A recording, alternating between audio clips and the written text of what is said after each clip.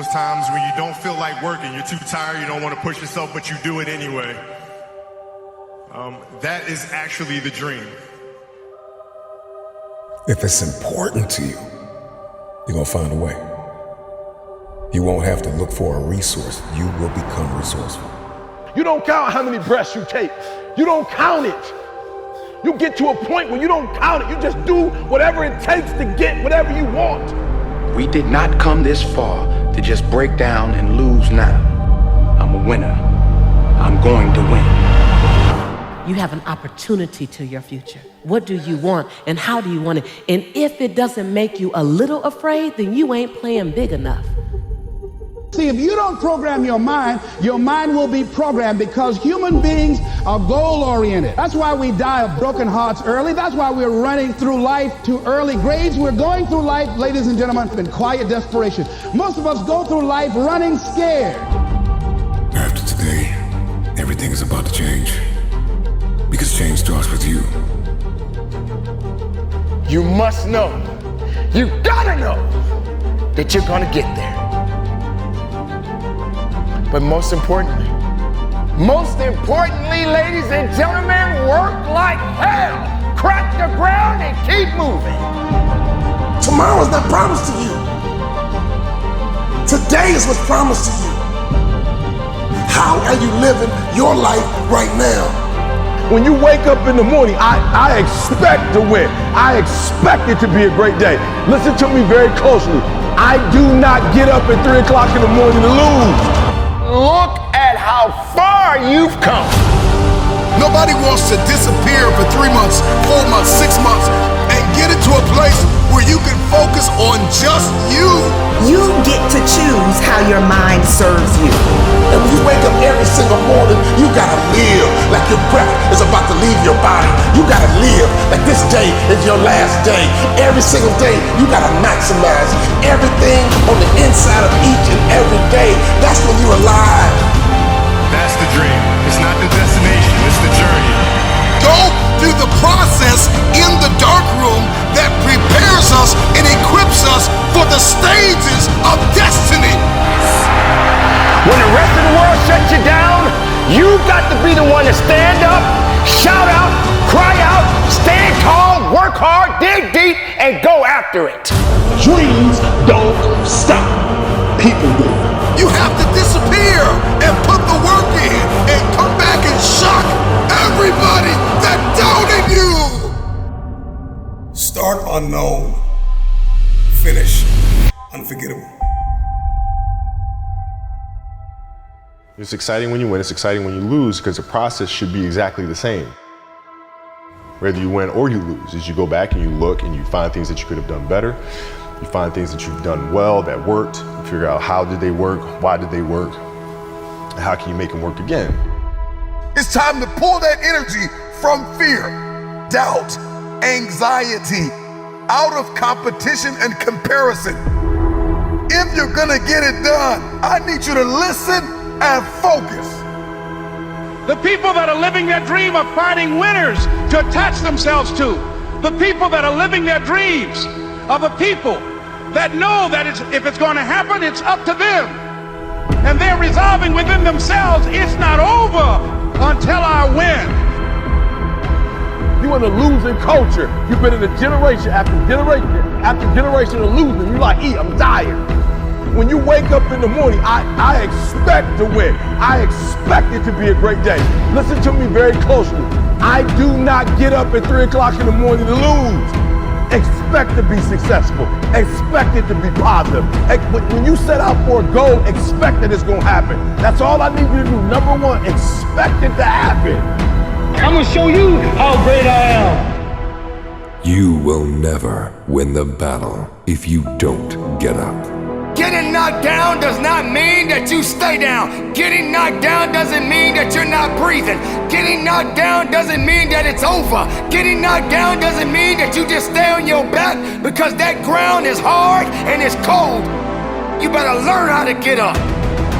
It's necessary that you associate with winners, that you work your system, that you are relentless, that you never give up.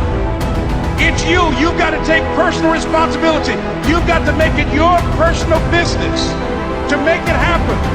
And you've got to resolve within yourself that I can do this, that it's hard. But you've got to say, it's not over until I win. It's about how hard you can get hit and keep moving forward. How much you can take and keep moving forward. That's how winning is done. I am ready to be a winner. I deserve to be a winner. I am destined. I am destined to be a winner. From this day forward, all I know is winning. Listen to me. I am determined, come hell or high water, to win. We win because we are disciplined. We will not falter. If you want a thing bad enough to go out and fight for it, to work day and night for it, to give up your time, your peace, and your sleep for it, if all that you dream and scheme is about it, and life seems useless and worthless without it, and if you gladly sweat for it and fret for it and plan for it, and lose all your terror of the opposition for it, with the help of God you'll get it. We did not come this far to just break down and lose now. I'm a winner. I'm going to win. Sometimes you gotta take a break from just about everything, disappear, come back, and shock the world. I'm talking to that athlete. I'm talking to that administrator. I'm talking to that nurse, that doctor. I'm talking to that student. I'm talking to that communicator. I'm talking to that pioneer, that inventor. I'm talking to that entrepreneur. I'm talking to that preacher. I'm talking to that person who refuses to stay where they are. I'm talking to that person that doesn't have a problem laying in obscurity, because you know that when you come out of the dark room, all eyes on you. We live in a culture of busyness, distraction, and noise. And sometimes the only way something's going to change is if we disappear. Sometimes you gotta delete the app. Sometimes you have to walk away. Sometimes you have to fall back into the dark room and focus on you. Everybody wants destiny. Everybody wants manifestation. Everybody wants fulfillment. Everybody wants the next level in the relationship and a higher quality of living. But nobody wants to eliminate distractions. Nobody wants to disappear for 3 months, 4 months, 6 months, and get into a place where you can focus on just you. What if you could just shut out every distraction? What if you could just shut out the world for just a season and focus on you? A man is rewarded in public for what he does in private. Can you unplug for just a moment and focus on you? Focus on what matters. Why are you here? What is your destiny? The reason why you don't see it, the reason why it has not manifested, the reason why you are so frustrated is because you have not been willing to forsake all that you've been called to forsake and to follow through behind closed doors. Sure, you can talk about it. Sure, you can plan it. Sure, you can write it down. Sure, you can go to the conference and hear about it. You can read about it. But at some juncture, you have to disappear and put the work in and come back and shock everybody that doubted you. I'm talking to that man, that woman, that boy, that girl who feels the fire in their belly. It's time for you to shock the world. You may have to sleep in your car. You may have to go without food. You may have to bounce around from couch to couch. You may have to sacrifice like nobody in your family ever has. But can you do it behind the scenes when nobody's looking, when nobody's watching, when nobody understands the measure of passion that you carry? Can you keep going? Don't stop. You're right there. Go through the process in the dark room that prepares us and equips us for the stages of destiny. It's time to get real. It's time to get raw. It's time to look ourselves in the mirror and come to the resolve that this version of ourself is not going to carry us in the stretch. That I've been this version of myself long enough that if I don't change, if I don't do something about this, then I'm gonna find myself bankrupt. Some of the most monumental and transformational portraits and pictures that we've ever seen were developed in the dark room. We celebrate athletes and we celebrate critical thinkers and innovators and actors, and we praise them and coin them our heroes, and we follow them by the millions. We love what they do in public, but you don't know the story behind the glory. You don't know the blood, the sweat. You didn't see the tears that they cried, the prayers that they prayed, the countless weeks where they went without sleep to get where they are. One of the greatest tragedies in life is to live and not know why you're living. I'm just wondering if there's anybody here that wants their future, that wants to fulfill their destiny, that wants to manifest, that wants to walk in discipline and determination. I'm just wondering, is there anybody here that's willing to disappear? Are you willing to forsake all distractions? Can you hide yourself in the library? Can you hide yourself in the gym? Can you hide yourself in the boardroom and plan and caucus and do what is required behind the scenes in order to manifest the moment? Can you hide yourself in your books? Can you hide yourself in your closet? Can you hide yourself in the prayer rooms? Can you hide yourself? We have this passion to be in the public eye, but no patience to do the work behind the scenes. Stop telling the world what you are about to do. Steve Jobs once said, "We do not say anything about future products. We work on them in secret, and then we release them to the world." We only have so much real estate in our minds and our hearts. We only have so much bandwidth in our mental capacity. And the more distractions, the more delusions, the more negativity that we allow to take up real estate in our hearts and in our minds, the less energy we have to fulfill the call, to fulfill destiny, to manifest the idea. Everything that you think about, that you meditate on, everything that has to your attention has to be worth your time. So now it's time to navigate and do an appraisal of everything that's in our life, everything and everybody in our life. Time to do an appraisal and ask them this question: are you worth my time? If you're not, it's time to unplug. Time to unplug. Time to unplug. I'm just wondering if there's anybody that can hear my voice right now that has come to the end of themselves and they are willing to eliminate distractions. They are willing to delete social media apps if they have to. They are willing to walk away from everything that is distracted, everything that has diluted your devotion and your determination, every disease and dysfunction and disorder that has pulled you from destiny after you have heard it, after you have received it, after you have written it down, after you have spoken it once. Do what is required to manifest it into reality. If you can see it in your head, you can hold it in your hand. Stop telling everybody what you're going to do. Stop telling everybody what your next move is, and just disappear and do the work that is required. Don't be bitter. Don't be frustrated. Listen, just remain faithful behind the scenes. Promotion is coming.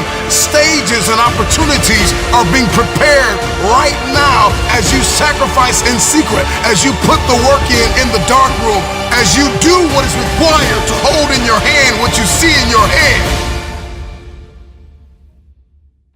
When no one is there to affirm you, when nobody's there to validate you, when nobody is there to agree with you, you build in the dark and you announce it when it's finished.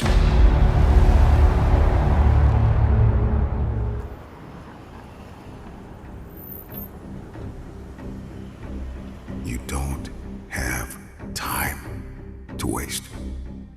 So I need you to put in 1,000% every single day.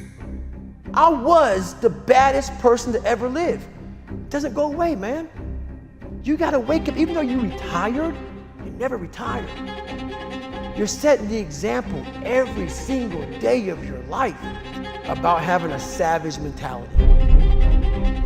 Everybody wants to be a beast until it's time to do what real beasts do. Everybody gets excited. E.T., the guru story, but nobody wants to get up at 3 o'clock. Things in life are gonna get really fucking hard, and you're gonna wanna quit. Win, lose, or draw, still gotta wake up tomorrow and go to fucking work. If you truly want that greatness, you got to work hard. You got to dig a little bit deeper. You got to find it. You got to go after it because it's not looking for you. Success is not looking for you. You got to go get it.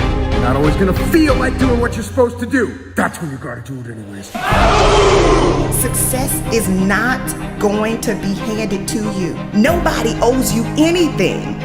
When you are hungry, when you are no longer full, when you are no longer satisfied with where you are and you raise your standards, it is only then that you can have your future. What's gonna separate you is when it's beast time, when it's war time, you gotta get up and make it happen. Push with everything you got. Tell excuses to step aside. Let weakness know that it is not welcome in your house because the opportunities are yours. Go get it. Go get it now. Like for real, you walk out of here pumped up, fired up, you get some new information, you're ready. Everybody wants to be a beast until it's time to do what beasts do. Because not only do I want to be a beast, if you follow my 24 hours, I do what beasts do. The one mentality that you must have in life is that regardless of what's in front of you, you still must grind. I feel that most things I do, but still I grind. I have too much to accomplish to be satisfied with where I am right now. I have too much on the line. I have too many people depending on me to win. I must stay hungry. Be a hard-working motherfucker. You can't go wrong with that mentality.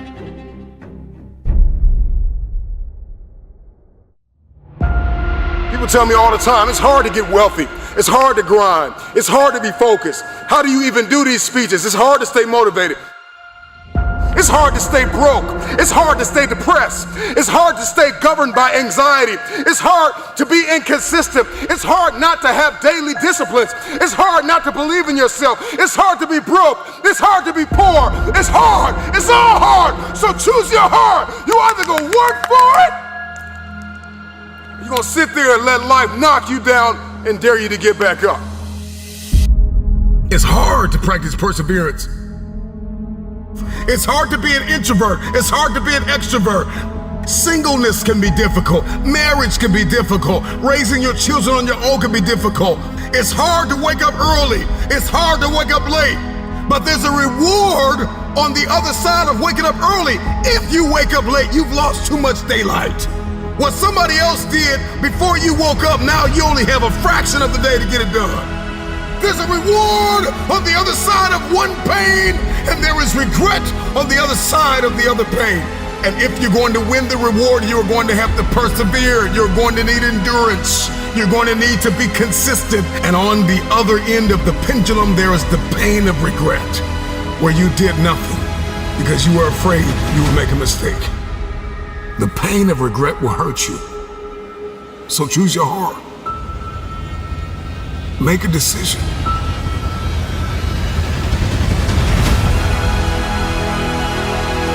I want the pain of finishing something. I want the pain of persevering. Give me the pain of forgiving my haters. Give me the pain of forgiving people that tried to kill me. Give me the pain of letting it go. Give me the pain of growth. Give me the pain of acquiring new skill sets and talents. Give me the pain of managing my time well. Give me the pain of waking up early. Give me the pain of praying when I didn't feel like it. Forgiving when I didn't feel like it. Letting go. Give me the pain. I'll take that pain because on the other side of that pain, there is a reward. Every single day of my life, I'll take reward over regrets. Will you keep sleeping on your potential? Or will you wake up and make it happen? Choose your pain today. The anguish, the irritation, the frustration that you feel today will be your strength to leap walls tomorrow, to leap hurdles tomorrow, to champion the day tomorrow. So you gotta turn your pain into progress. You gotta learn how to turn your pain into power. I want you to take a long, hard look at the people you surround yourself with. You can't expect to become a millionaire when you're hanging out with drug addicts. You cannot expect to become the absolute highest level version of yourself if you surround yourself with people that never want to see you do better than them. Wake the fuck up. The goals that you want to achieve in your life are your f***ing goals and nobody else's. Hundreds of people give up on their goals on a daily basis. And it's usually because they realized quickly after starting their journeys that they're alone. Nobody's waking them up in the morning. Nobody's pushing them when they start to make excuses. And nobody's patting them on the back when they hit a milestone. So whatever you want to achieve in life, maybe it's losing a certain amount of weight to become the best version of yourself. Maybe it's building a business to provide financial freedom for your family and to travel the world. Or maybe it's just being a better father, mother, or partner for your spouse. Whatever it is, it's all on you. And the quicker you realize that nobody's going to come and hold your fucking hand through life, through this journey, the faster you will start to see success. Stop relying on outside sources of inspiration, motivation, and support to fucking get you there. Put your goddamn head down and take charge of your fucking life.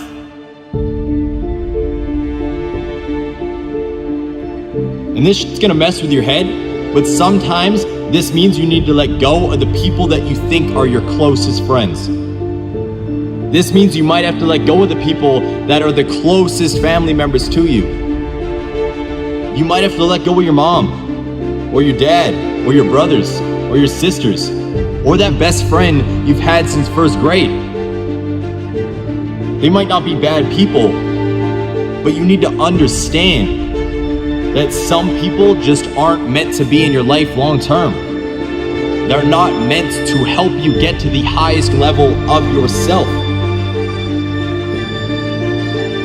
If every time you go to better yourself, somebody hits you with a line like, "Why would you want to do that?" You need to find another social circle. You need to make a shift and surround yourself with people that challenge you to grow. You gotta surround yourself with lions. You gotta surround yourself with fucking wolves. With people that are gonna push you to be the absolute best fucking version of yourself. The people that are gonna push you to your absolute fucking breaking point. Because you can only grow when you're uncomfortable. I don't know about you, but I would much rather be a unique fucking wolf in a field full of sheep than a sheep blending in with the others. Here we are, a new year, another opportunity, an opportunity of a lifetime. This is the year that we said, I'm gonna do it. I'm gonna do better. I'm gonna be stronger instead of fearful. This is my year! Today you have an opportunity to chart a new path. So do me a favor. Step into your new you. Step into your new year, because success is waiting for you. And the thing you gotta ask yourself is, am I gonna repeat my history or will I blaze a new trail? Today, you have a chance to get up and attack your goals. Let this be the year of no regrets. The real you is breathing down your neck, begging you to manifest. There's got to be a lifestyle change. When you shift your paradigm, when you shift your thinking, only then what you see in your head, you will hold in your hand.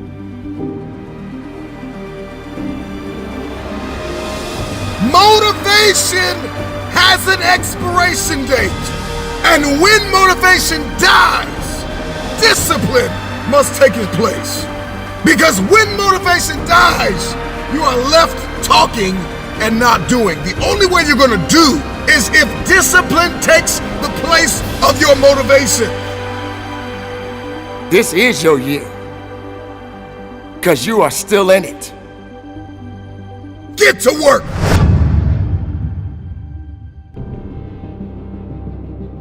Well, ladies and gentlemen,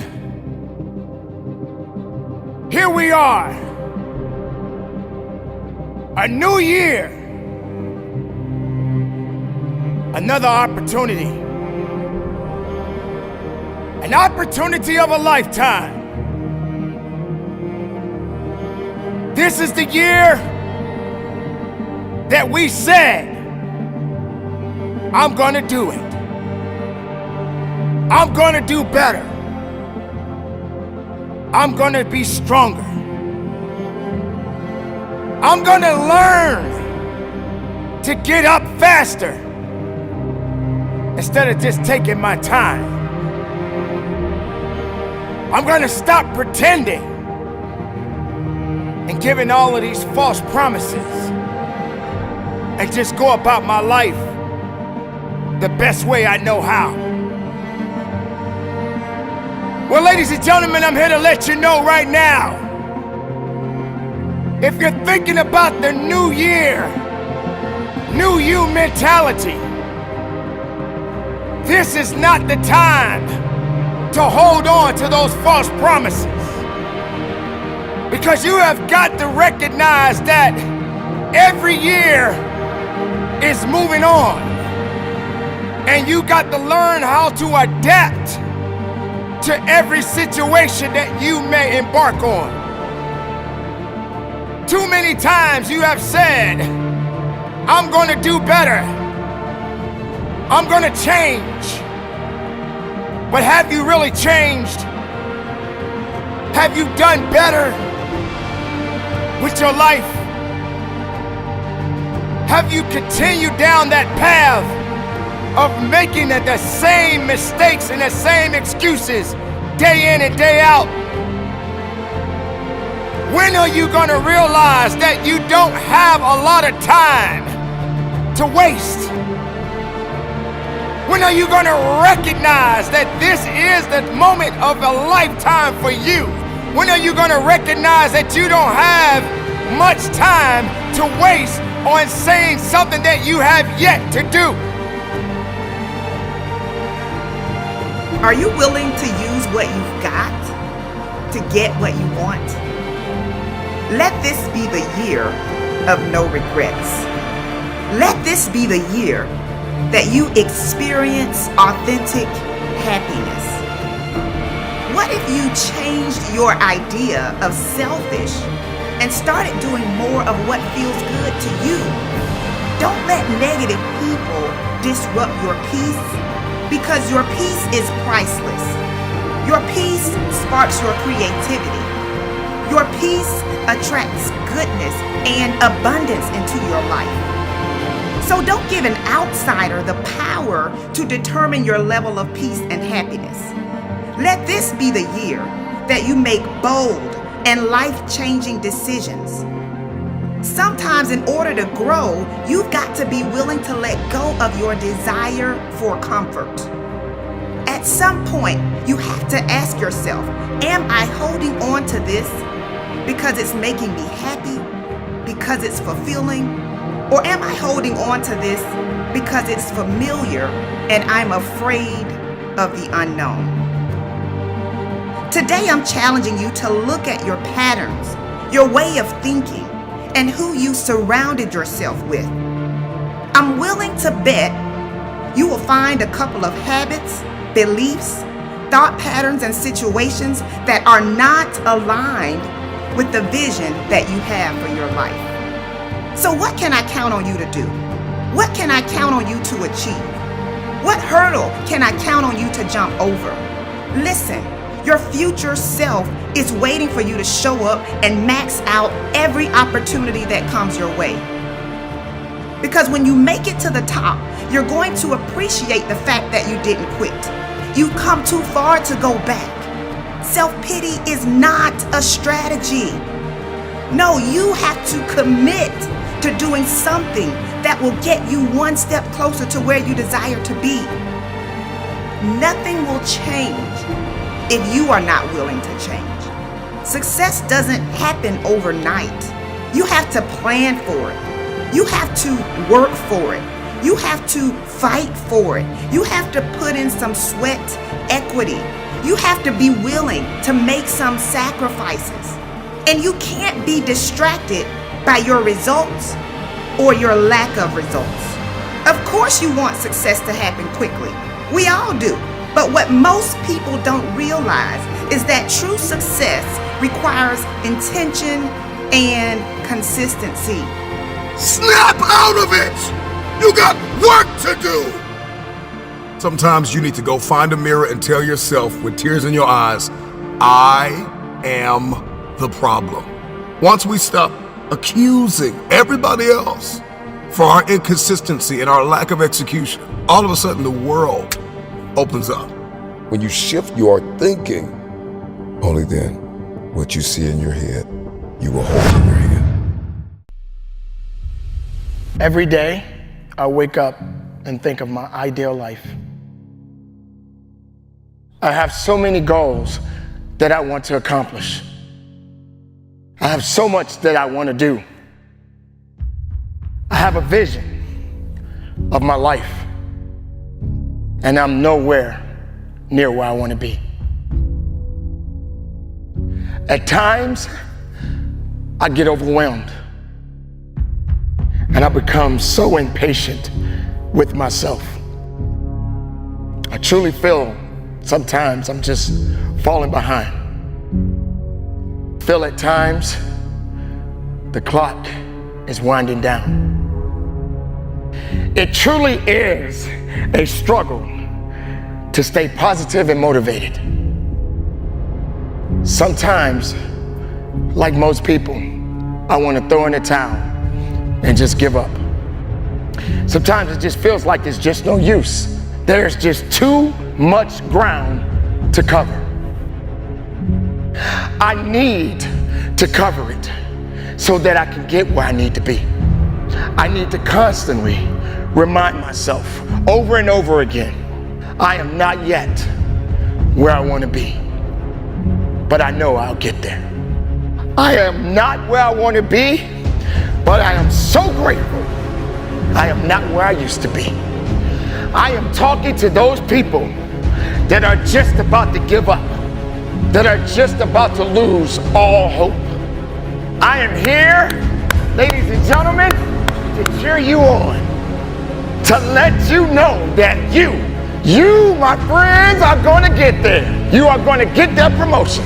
You are going to complete that marathon, and you are going to run for your life. Whatever you are working towards, you are going to get there. But you got to get crystal clear what it is you want, what it is that you are seeking for, what it is you truly want. You must know. You've got to know that you're going to get there. But most importantly, ladies and gentlemen, work like hell. Crack the ground and keep moving. Make the ground shake, crack the world, get it going. Don't let nothing stop you. I am pleading with you. When the rest of the world shuts you down, you got to be the one to stand up, shout out, cry out, stand tall, work hard, dig deep, and go after it. There's nothing gonna stop me. If you didn't make me, you can't break me. If you didn't make the sun come up, you can't stop me. If you didn't make the moon shine at night, you can't stop me. My purpose, my will, my dedication, my motivation is all about doing the business, because guess what, ladies and gentlemen? That's what I'm about. I'm about that business. I'm about that life. What are you about?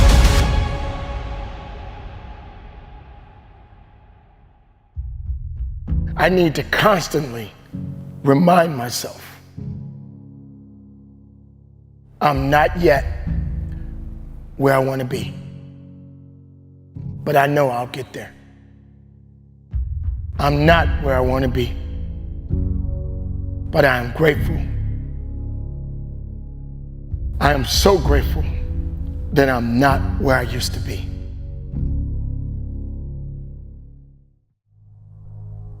I keep thinking to myself that I'm never going to be good enough. Doesn't matter what I do. How many battles I've won, how much I've overcome, how much I've achieved. Sometimes, ladies and gentlemen, I feel like I'm undeserving because I haven't pushed myself enough. I look back sometimes at moments of regrets in my past. I wish I had made better decisions in my life. I truly do. If only I had pushed just a little bit more, did a little bit better. Just an inch, just a fraction of an inch is all I needed to give. I know, ladies and gentlemen, there are moments in your life you've experienced it too. You didn't rise up to the challenge when it called for you. You didn't rise up to the challenge because you were afraid of it. You could have just given a little bit more effort, but you wasn't prepared for the effort because you wasn't built for it. And this is the time when you have to recognize what is necessary to get the job done right. It's very difficult, I know, because you keep telling yourself over and over again, you're just not there yet. I'm not where I want to be. But please, please, listen to me. You need to remind yourself, you may not be where you want to be, but look how far you've come. Look how far you've gone. With all of the circumstances you've been through in your life, everything that you have been through, everything that has came at you and knocked you down and put you down on the ground, but you're not under the ground. So now you got to rise up, ladies and gentlemen, and push forward and go after it. Look at how far you've come, how much you had to overcome, how many battles that you had to face just to get here. Just look at everything you've achieved. Just when you thought you were out, something pulled you back up. Your willpower, your faith, whatever it was, you got to where you needed to be. You have to know that as long as you're living, there's always going to be some kind of a battle, some kind of a struggle, some type of a conflict in your life. But you got to be prepared, ladies and gentlemen, to go through the challenges. This is not a dress rehearsal. This is a moment. This moment, ladies and gentlemen, is your life as much as any other. Spend it in a way that'll make you proud. No matter how far you fall down or fall back, ladies and gentlemen, keep going forward.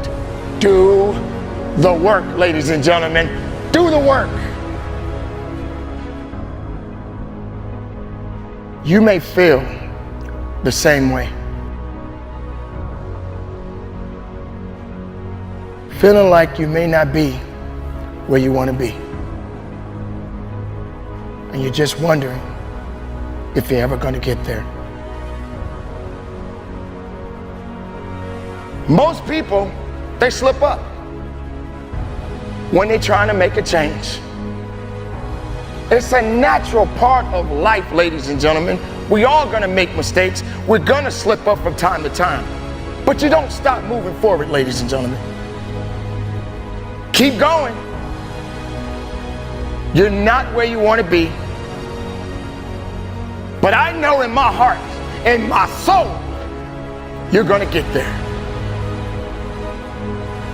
I'm not where I want to be, but I know I'm gonna get there.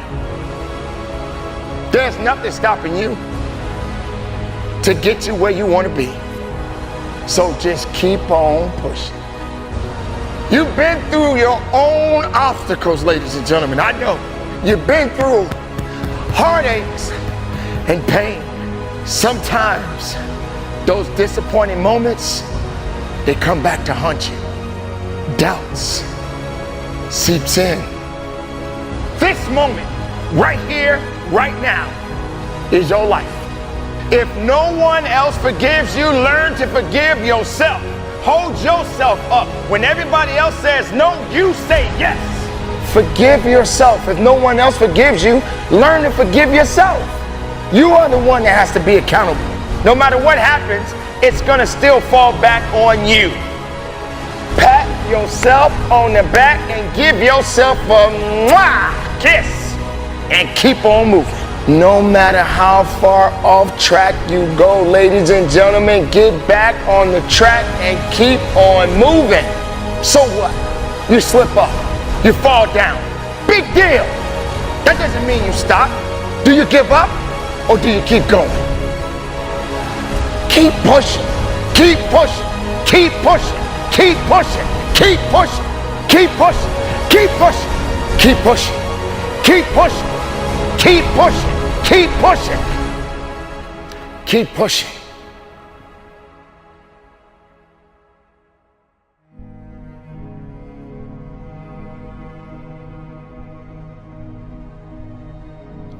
Keep pushing. Keep pushing. Keep pushing. Keep pushing. I gotta keep pushing. I gotta keep pushing. I gotta keep pushing. I gotta keep pushing. What's up, man? Made it back. Another 24 hours down. It's incredible. I'm proud of you for that. And I know you don't want to be here. I get it. That state of mind. It's tough. I understand that. But don't quit. Because if you quit, you're going to wind up right back where you started. Remember when you started, how bad and how desperate you were to be right where you are right now? Yeah, I remember that.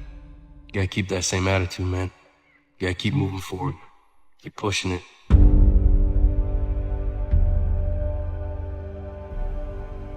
Don't allow fear of failure and the allure, the attractiveness of playing it safe in life to draw you in. You can't get out of life alive. You got to die to leave here. When you're asleep, ladies and gentlemen, you need your dreams. I'm here to tell you that when you're wide awake, you also need your dreams. You must have your goals. You'll never make it as a wandering generality. You must become a meaningful specific.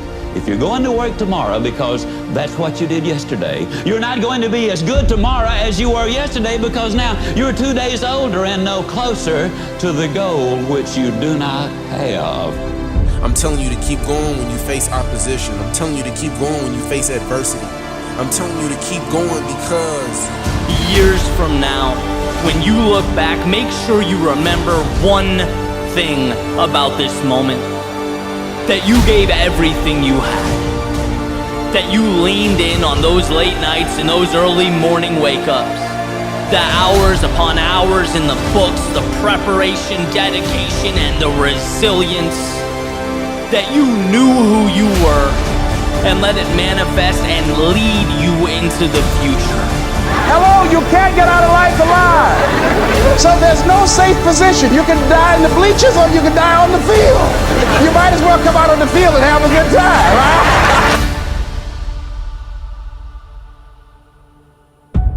No problem is permanent. Or you start thinking the problem's pervasive because I haven't handled my finances, my whole world's over. Or because my relationship's bad, my whole world's over. Or all this is happening because there's something wrong with me. Your life is bigger than that. People need a new perspective, and you can't do it by just sitting and thinking. You got to move your body. You got to change your energy and your focus, because low level of energy, I don't give a damn how smart you are, you're not going to use all your ability. But if I get you into a higher state of being, mentally, emotionally, physically, and all of a sudden you start remembering who you are and you start coming up with answers that you never even thought were possible before. Doesn't it really astonish you that you are this fantastically complex thing? And that you're doing all of this and you never had any education in how to do it? You never learned, but you're this miracle? It's one of the great wonders of life. You aren't here to simply survive or navigate foreign territory. No, you were made for this moment. Most of us have been conditioned not to take a risk. People ask me all the time, what does it take to be happy? And I always tell them it's really simple. One word, progress. Progress equals happiness. If you keep growing, you're gonna feel alive. And if you keep growing, you're gonna have more to give.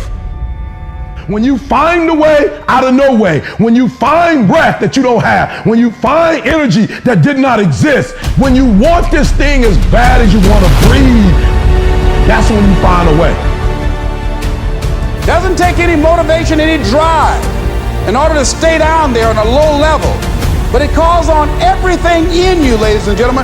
You have to harness your will to say, I'm going to challenge myself. Sometimes I have to pull myself out of bed and say, come on, Les. Things I know I should do, I don't do. Things I shouldn't do, I do. I found that the biggest enemy you have to deal with is yourself. There's an old African proverb that says, if there's no enemy within, the enemy outside can do us no harm. If you're willing to endure, to hang in just a little bit longer, give just a little bit more, if you're willing to put all of yourself into the task before you, you may just be amazed at what life gives back. It doesn't matter how many statues, Oscars they give you, or Emmys, or how much money you have in the bank.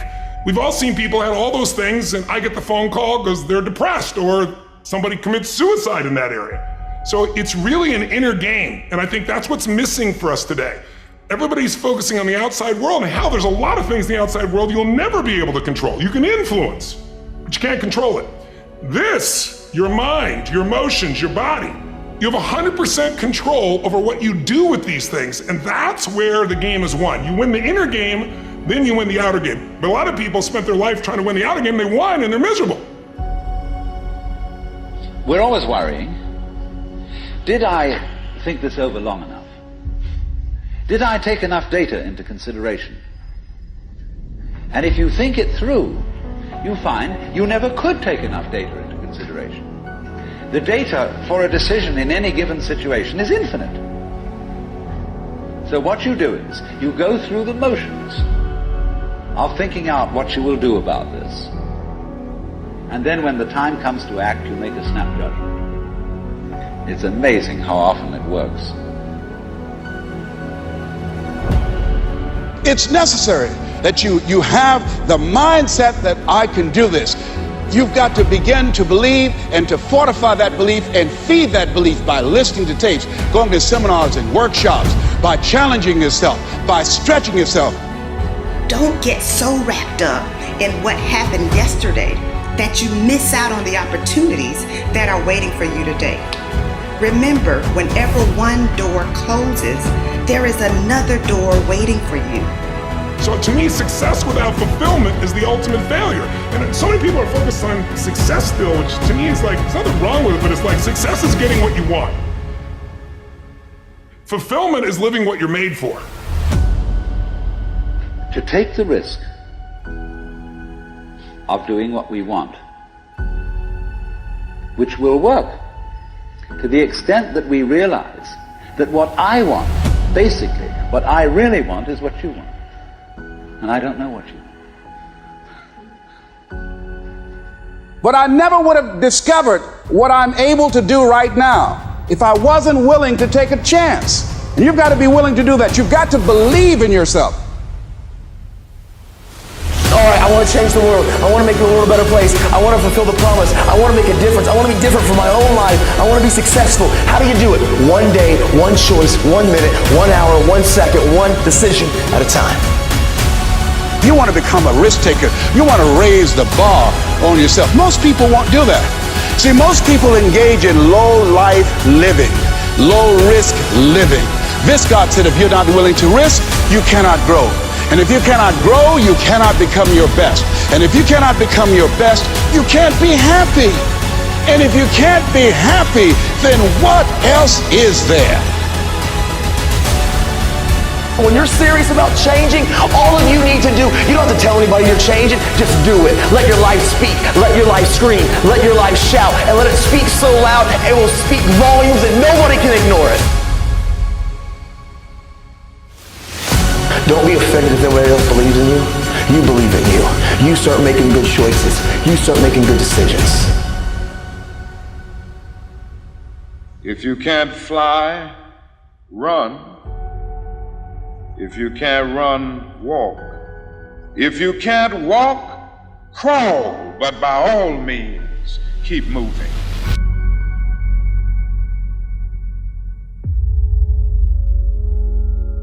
They looked at the most successful men and women of the world, and they found that they had like 7, 8 things in common. And one of the things they all had in common was a routine. They are obsessed with their routine. They don't have a gap of wasted time in their routine. You know, I realized the reason why I'm so successful and the reason why I don't get in trouble like I used to when I was younger is because when I was younger, man, my schedule had so many gaps in it. The devil had like, okay, he might pray at 6, but my man's watching TV. He playing video games by 8:30. It's not that I'm sweeter than nobody. The devil can't get to me because all my time is taken up. And by the time he get to me, I'm asleep. I'm too asleep to sin. I'm just being real. 8:30, he like, Eric, you should. I'm like, bro, I'm tired.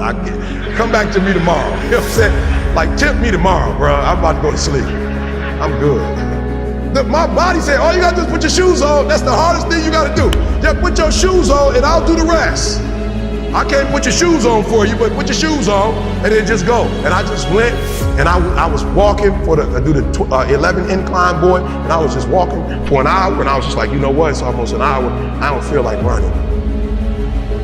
My body was like, don't worry about it. We'll get to that when we get to it. I did my hour, was about to get off. My body was like, you know we run now. I said, what? We run now, let's go. You ain't tired? I said, I am tired. No, you're not. You just walked for an hour. You're not tired, Eric. Your brain is telling you some dumb stuff. If you were tired, you wouldn't have been able to walk for an hour. Okay, so let's do this. Just run for 2 minutes. I'm trying to help somebody right now go to a whole other level. The reason why you go back to sleep is because you've always gone back to sleep. It's like a default. You go back to sleep because all you gotta do is stop going to sleep, and then you're gonna stop going to sleep.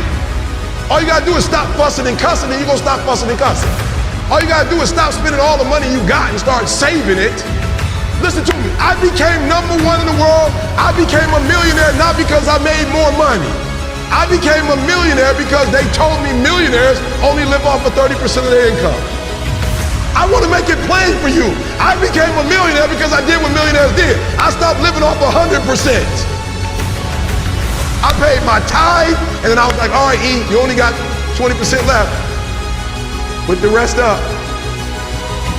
So the first thing I did, listen to me, the very first thing I did to become rich, somebody said, E, to be rich, put 6 months of your earnings to the side. So I was like, all right, bet. That's what the rich told me to do. So I put 6 months to the side. How long did it take? I don't remember, but I put it to the side. Then somebody was like, yo, E, you need to put 100,000 to the side. I was like, all right, 100,000. DD, we're gonna put 100,000 to the side. Then somebody was like, yo, you need to get your credit score up to 800. I was like, all right, gotta get my credit score up to 800. Then somebody said, ET, if you want to be Tony Robbins, there's no way you'll be able to be like those dudes when you don't have the language they had. You need to go get your master's and a PhD from the right institution. I said, what? I went to Oakwood. I went to HBCU. He was like, yeah, but you didn't learn the language of Zig Ziglar at Oakwood. So Oakwood is a phenomenal place. Oh, y'all not hearing what I'm saying. I just said something, you missed it. Now you need to go to Michigan State University. CJ, you see my master's degree anywhere? What about my PhD? Not in the office, not at church. You ain't seen it in my house. I didn't go to Michigan State to get a PhD. I went to Michigan State to learn the majority language. Listen to me very closely. When you graduate and you get a job, if you want to get paid, you never say no. You never say it can't get done. Don't you ever say out your mouth it can't get done. Even if you feel in your heart it can't get done, you don't say it out loud. You let the broke folks say that. You let the folks they find first say that. You always say it can get done. Even if you don't think it can get done, just say it and try to make up something. But every time I put on a dress shirt and button it up, I just feel, and I hear people say all the time, man, you look like you dressed for success. I'm like, is putting on a shirt and a tie dressed for success?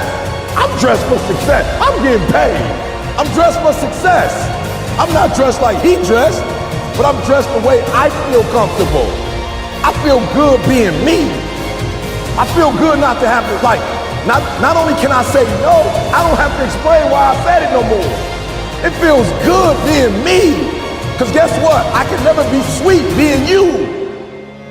The majority of you are poor because you read poor stuff. You watch poor stuff. Bro, you just scrolling through like you ain't got a life. For real, some of y'all on Instagram, you're on there for 30 minutes. If I ask you what you saw, you don't even know. You just scrolling through.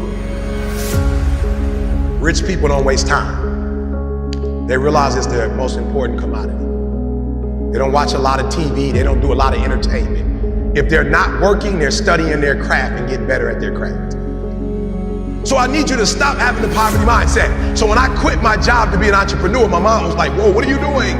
I was like, I'm quitting. My mom was like, don't you dare quit. You're going to embarrass me. You got a wife and kids. Does YouTube have insurance?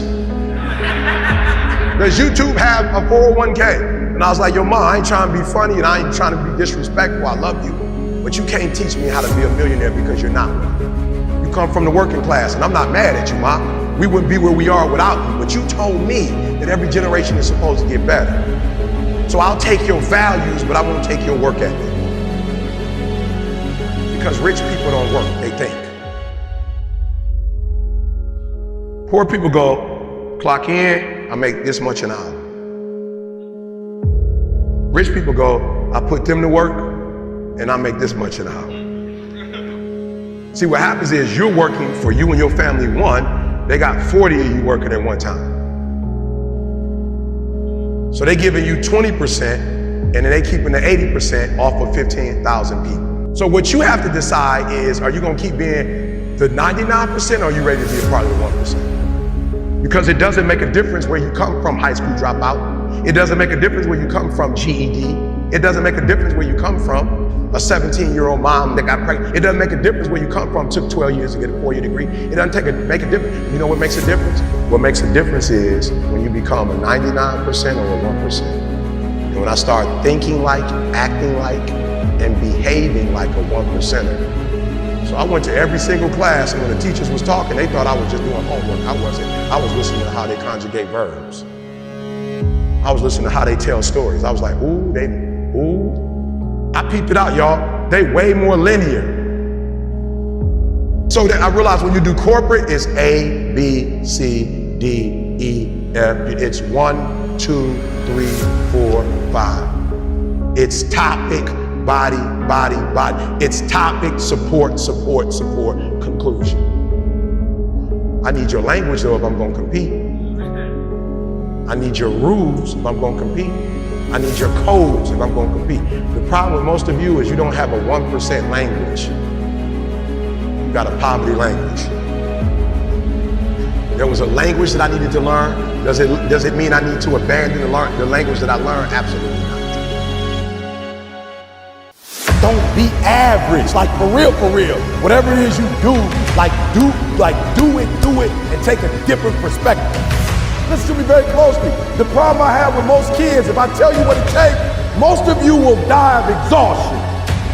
You pass out before you reach 10,000 hours. You just pass out. You don't got the heart for it.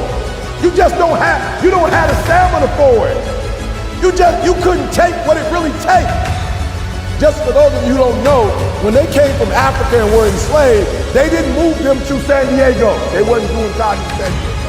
I just want to give you some perspective.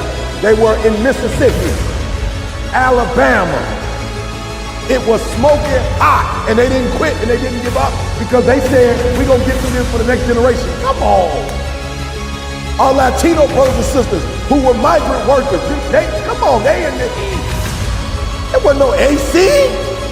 And the stuff that y'all complain about, the stuff that y'all think is like hard.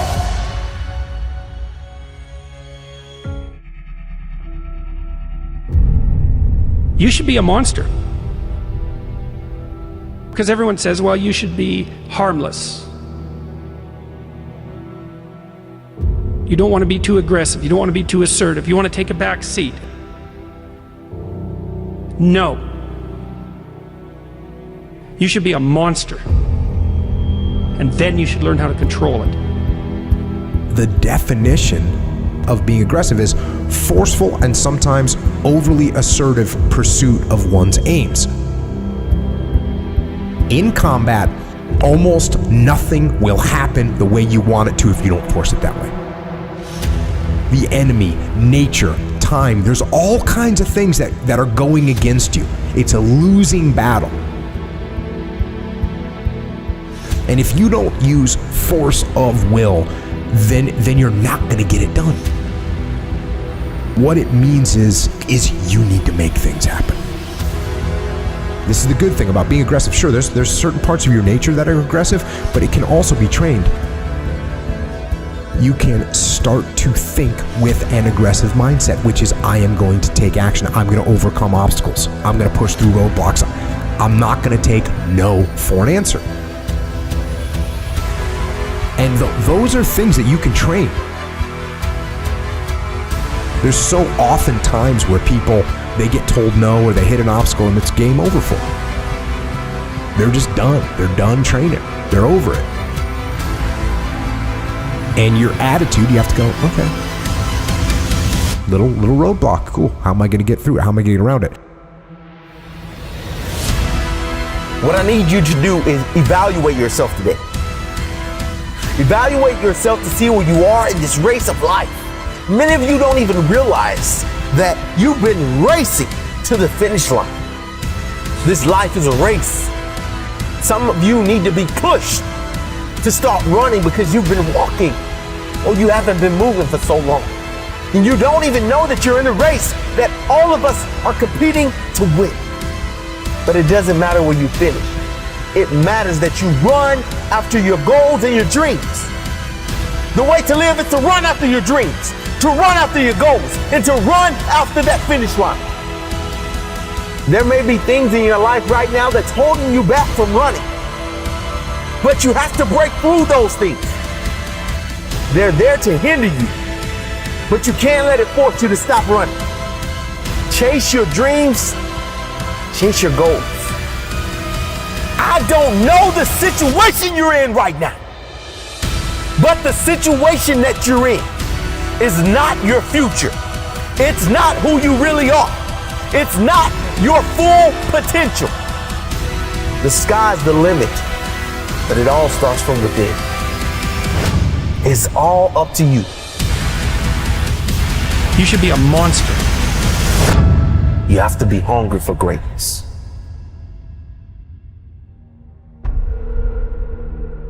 You got to go through it to get to it.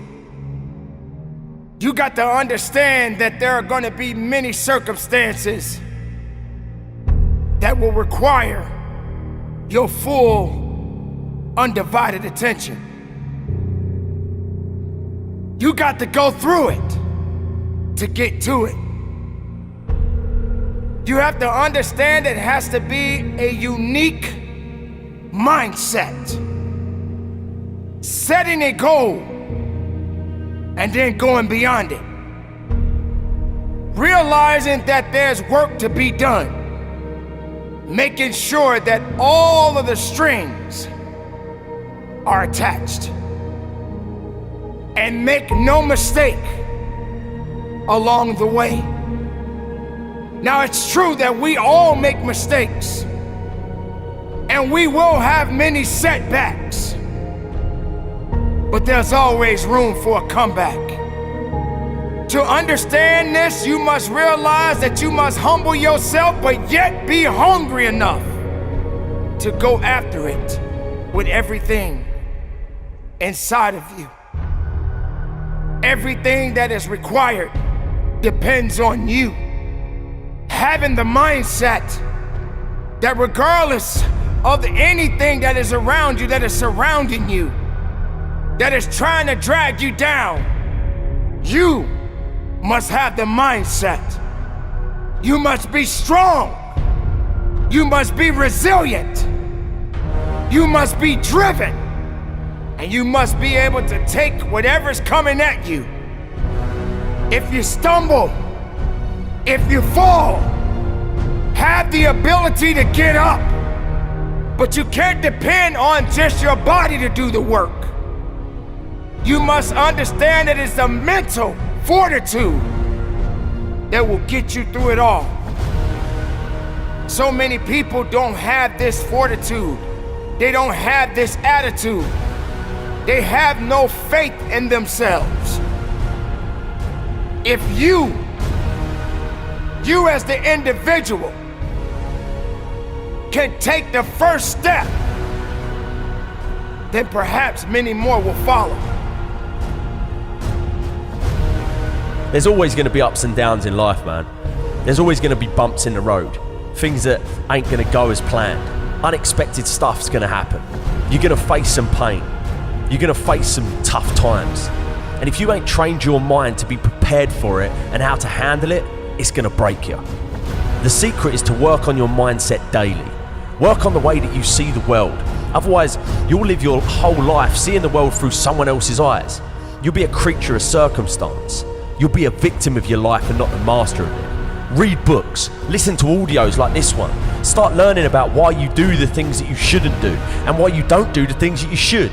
It's all because of the way that thing between your ears is wired. But know this, you're in control of rewiring it whenever you make the decision to do so. At any moment, you can take control back of your life and start creating the life that you deserve, not a life that someone else has paved out for you. And when all of the struggle comes, all of the bad times, all of the dark times come around, which they inevitably will, you'll be strong enough to take it head on, and it'll make you rather than break you. You have greatness inside you, let me tell you. Unlimited potential, but you have to train your mind. Every single day, things are going to happen outside of your control. The weather, terrorism, coronavirus. But you can't control any of that shit. All you can control is how you choose to look at situations. You can control the information that you're letting in here. Never forget that you can have anything in this life that you want if you're willing to go and get it. You've got to have belief. You've got to have belief, and that belief comes from working on your mindset every single day.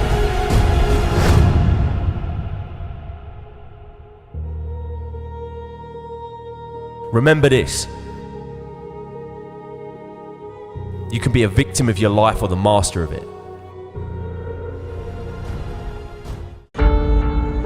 The truth of the matter is, how are you so emotionally injured, so mentally drained, so physically fatigued that you have allowed your dream, your destiny to take a back seat to this excuse that you don't have what it takes, that you're not smart enough, that you're not tall enough, that you're not wide enough, that you're not deep enough, that you're not connected enough, that you don't know enough people. You keep comparing yourself to that person and this person. When will the excuses stop? When will you see your purpose bigger than your excuse? I don't know your name, but I know you have a dream. I don't know where you're from or where you're listening to me. You may be listening to me in your closet, your bedroom, the gym, the car, the bus, the train, the plane. I don't know where you're going, but I know you are going somewhere. You've got a destination.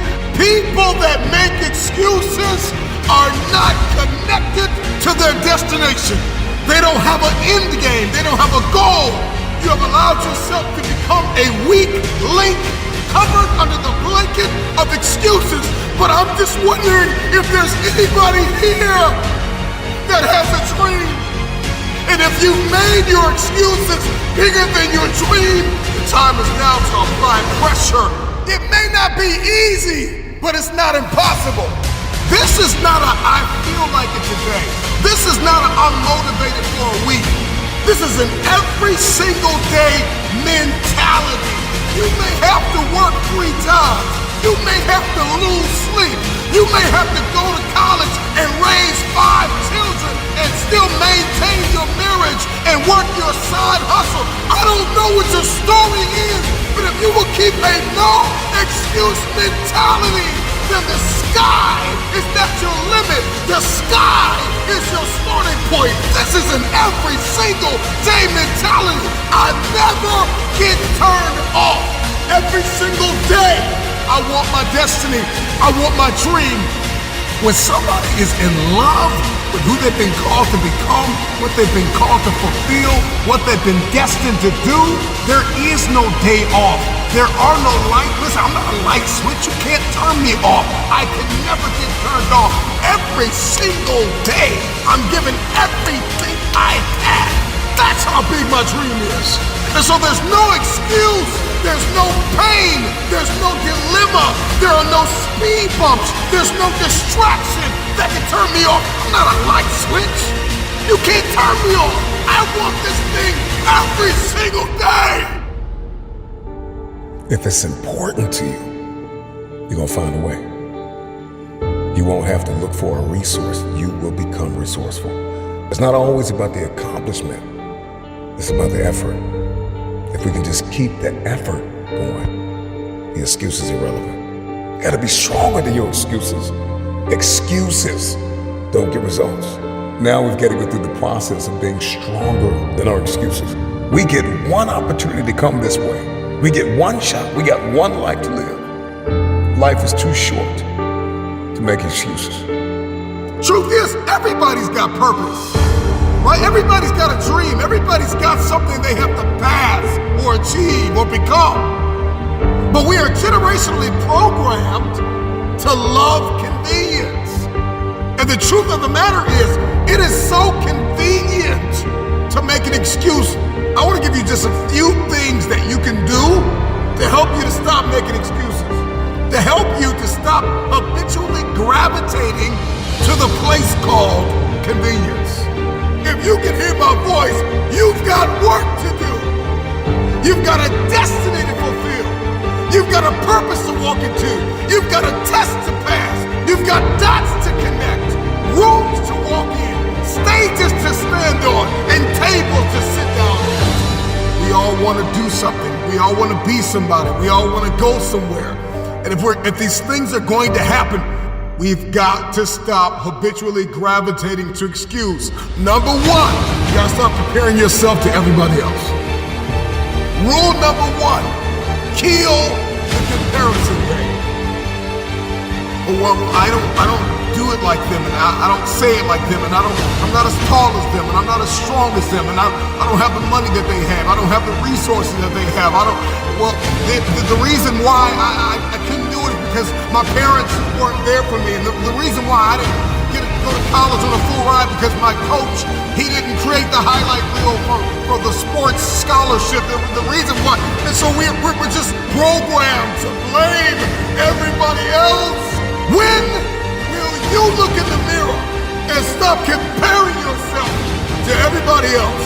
We compare ourselves to the way people look. We compare our stories to their stories and our relationship to their relationship. Every single day, the excuses that we make are like a warm blanket pulled over us, covering up the underlying issue of fear, the spirit, the personality of fear.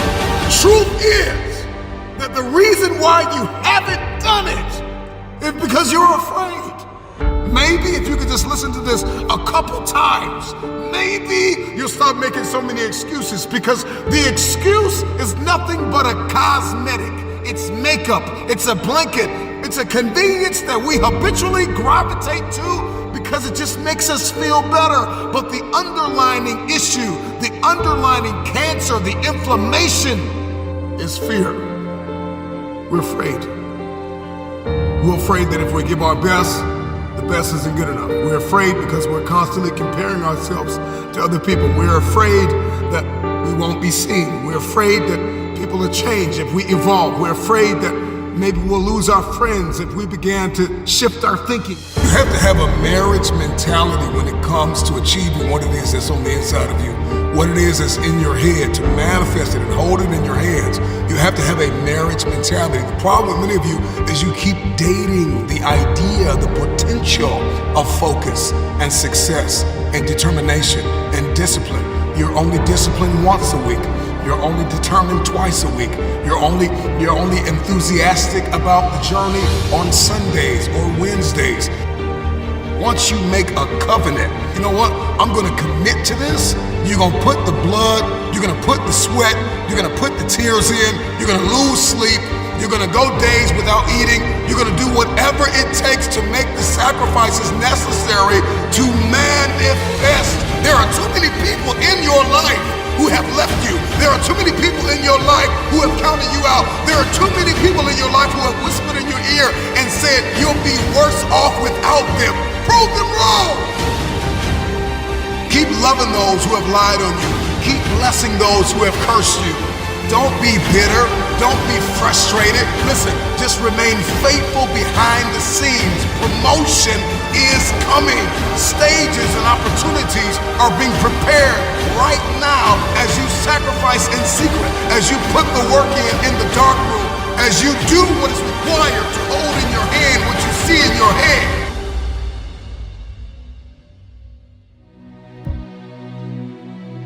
Your results will turn those who ignored you into fans. So don't slow your progress because you're trying to convince other people. Don't slow your progress because you're trying to drag too many people with you. Sometimes you're not hitting your goals because you are carrying the weight of those around you. And some people are just not ready to go where you are going, and you've got to recognize that. Do not yield to distractions. Focus on you. So many people dream big dreams, but they never take any action. If you don't believe in yourself, you've already lost the battle. Not believing in yourself is a losing battle because either you won't try at all or you will convince yourself that you can't do it. And when you convince yourself that you can't do it, your results are going to confirm what you believe. And when your results confirm what you predicted, then you're gonna say, see, this is who I am. Why should I even try? That is where you begin to fall short of your goals. You fall short of your goals when you predict that you're not going to hit them. And sometimes you're too focused on probability. You're asking yourself, well, what's the likelihood of this happening? Versus focusing on the possibility. Asking yourself, how would my life change if I accomplish this? Ask yourself that question. And don't wait on approval from anyone outside of you. And don't feel bad because you feel like no one is cheering for you. No, you've got to decide that you are your biggest fan.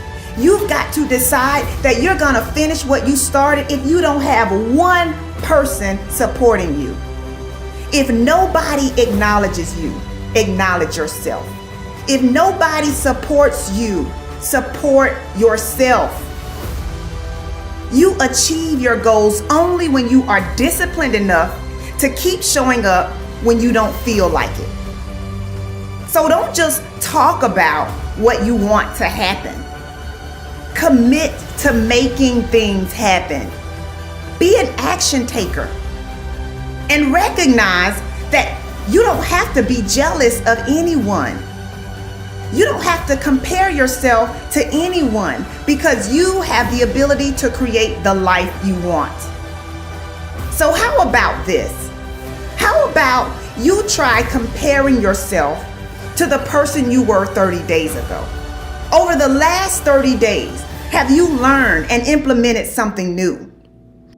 Are you mentally and emotionally stronger than you were 30 days ago? Have you stretched yourself or have you pursued comfort? These are the types of questions that you should be asking yourself. Why? Because winning requires focus. Winning requires intention. It's not enough to just do physical strength training. Physical strength training is not enough. You also have to train your mind to handle stressful situations. You also have to increase your capacity to handle rejection and disappointment.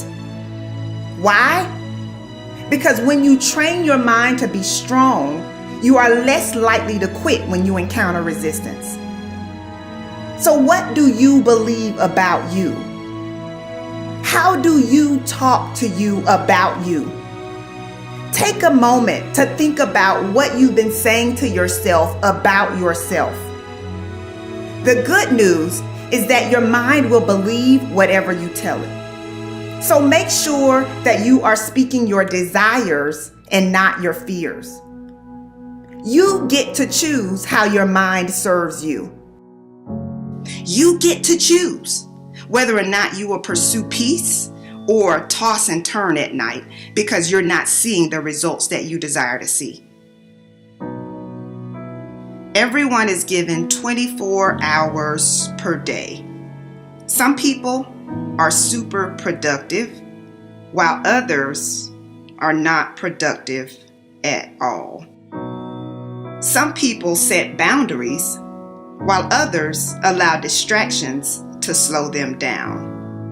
If you only remember one thing that I shared, I want you to remember the importance of valuing every moment that you are gifted. For many years, I didn't realize how valuable my time was. In fact, during my battle with depression, I would use every free moment that I had to myself to cry. It could be while driving my car. It could be during my lunch break. I had literally developed a habit of using my free time as an opportunity to think about just how unfair my life was. But one of the best decisions I've ever made was the decision to put in the work necessary to have a rewarding and joy-filled life. After years of overwhelming sadness, I finally realized that I had been wasting time that I could never get back. So I had to change my mental narrative. Am I problem-free right now? Of course not. But I do understand that worry and unhappiness is a distraction. So if unhappiness will not resolve your problem, doesn't it make sense to at least attempt to enjoy life? You know, it is possible to smile and enjoy your life even when you are going through a difficult situation. We all have valley moments. You just have to decide that you will not remain in the valley. I don't want you fighting meaningless battles. I don't want you trying to carry unmotivated people. I want you to say, you know what? I'm going to do this despite what's going on around me. You've got to recognize that your now is valuable. You've got to recognize that your now is critical to your success. So I have one last question for you. How will you use the gift of now? Insanity and greatness are next door neighbors, and they borrow each other's sugar. Transformation of human consciousness through meditation is frustrated so long as we think of it in terms of something that I myself can bring about. Stick with it till you get through the uncomfortable times, until you go, you know what? I can spend time with myself. I could do this. I could do this forever. Well, then it's okay to go to re-engage But there's great value in not doing that until you go, I'm good with me and me for right now. I want to show people that there is a way out, that there is a way to do more, to get more, to obtain more. But I personally don't want to lose all that I've been able to get. So I need to make sure that I do everything to keep it. I do think that if you sit on the edge of your bed and things aren't going very well for you, and you ask what foolish thing you're doing to make it worse, that you'll get an answer right now. And it won't be the one you want, but it might be the one that if you listen to would set things straight. I mean, that's the bright side of tragedy. So when you come through it, you really will have an appreciation for the moments without tragedy. You don't really feel it unless unless life burns you. You don't really feel it.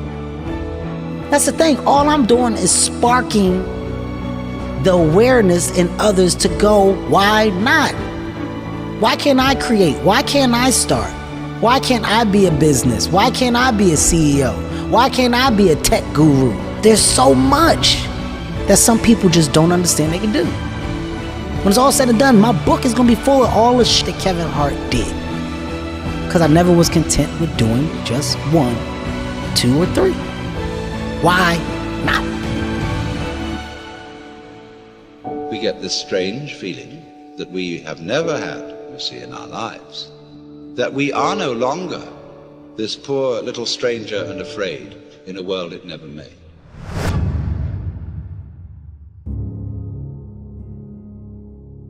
Momentum is a big thing with human beings. It's a big thing for me, at least.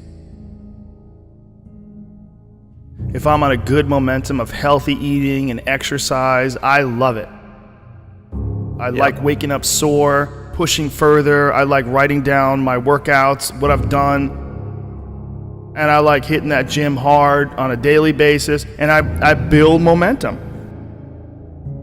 And I find that when I do that with writing, whether I do that with performing, whether I do that with anything, it just gets everything going. It just creates energy.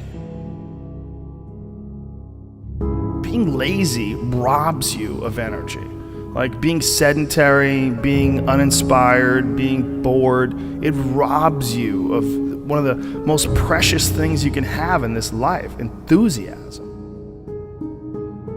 One of the things that I tell people all the time, because a lot of people have a hard time defining themselves. They define themselves by failure because they failed. But I'm like, you're not your failures, you're you. Okay, your life is a series of lessons you've learned. Now, if you just dwell on the failures, like that's not healthy. It's not smart and it's not empowering.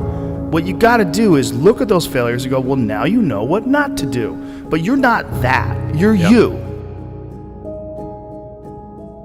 It was hard because so happy to be and have the job I have. At the same time, I was like, don't feel like I'm growing in my work. And my life at that time had become extremely vital, meaning I just had a newborn son with Camilla.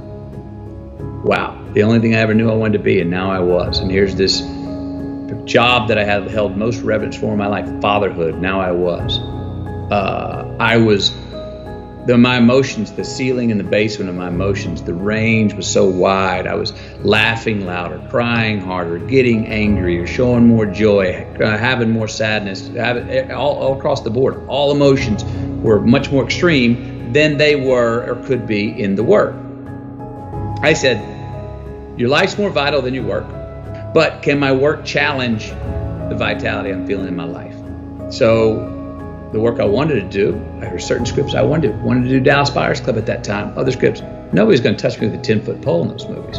All the dramatic roles I wanted, they're like, no, not in McConaughey, we won't finance it. Okay, so I can't do what I want to do, so I'm going to stop doing what I've been doing. So I stopped doing rom-coms. I said no, I stopped. Well, for the first 6 months of not doing rom-coms, I wasn't doing anything. Finally, nothing came in. And for 14 more months, nothing came in. I considered other careers. Didn't know if I'd ever work again. But after 20 months of being gone, unbranding as I now call it, being out of sight, not being in your theater or your living room in a rom-com, not seeing me shirtless on the beach, I became a new good idea. I don't know, I haven't seen him, where has he been? I was kind of refound. So I had to do that for myself. I loved doing the rom-coms, but I was getting the scripts and I felt like I could do the same script tomorrow morning. And I was like, that's fine, but I want something that's gonna make me sweat in my boots. I want some work that's gonna challenge me and make me go, I'm scared of this role for all the right reasons. And I can't wait to go attack it and see how I come up the other side. Why seek the role that's hard? Because it costs me something. Because it costs. It's not really a risk unless you can lose the fight. I feel more alive in them. I have an experience in the making of them. I'm nervous every day I come to work. I feel like when I nail a day and I knock it and I know I did, I feel like, yes. I have a measure at the end of the day of like, you set out to do something, you prepared for it, you had intention, and you did it.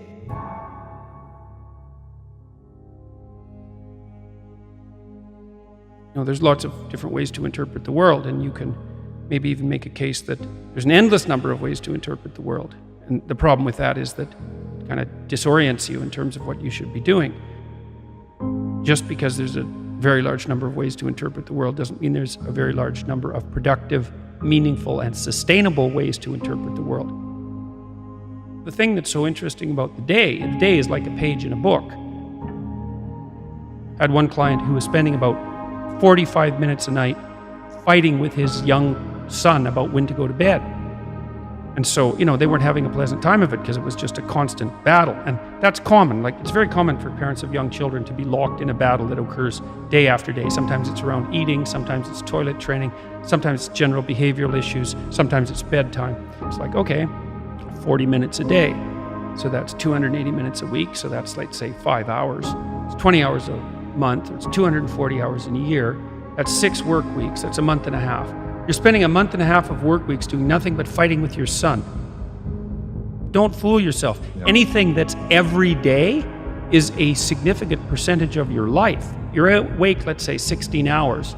5 of those hours are basically maintenance. So you got about 11, and then 7 of those are work. So now you're down to 4. And so if you're spending 15 minutes a day doing something painful and stupid, and you do it every day, it's like 10% of your productive life. Because people think backwards. They think, well, I have a vacation coming up and that's really important. It's like, no, it's not. You're only going to do it once. It's not that important. How you treat each other at lunchtime, if you eat together every day, that's your life. Fix that. Get it so that the food's good. Get it so that you're happy with the people that are sitting there. Fix that. It's like, poof, 10% of your life is fixed.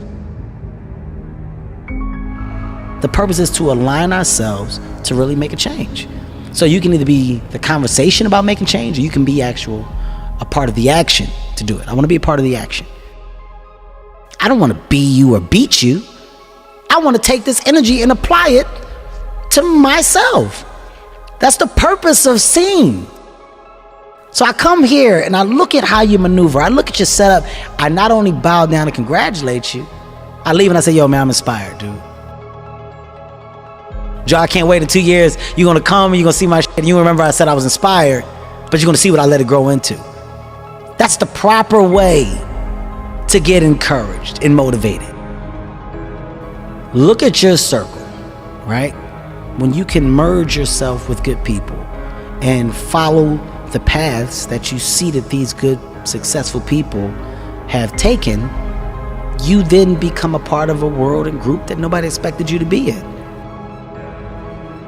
So everything else from the outside that comes in, you're throwing at a bubble that can't be popped. It's a force field around me. There's a force field around me because what really matters, loves me wholeheartedly. And when you have that and you understand that, you're unbreakable. So if you don't add to that force field, if you don't make my force field stronger, you don't get time from me. My true understanding is, all right, you got one life. And that one life, the goal for us is to live it to the best of our ability from the beginning to what's said the end. People don't understand it's you against you. The only person that gets in your way is you. Nobody else. It's you. What I've understood is that what people are doing has nothing to do with me. I should always be a step ahead because I'm thinking differently, because I'm thinking about myself. Making myself better puts me in a position to make others better. Hard work brings great rewards.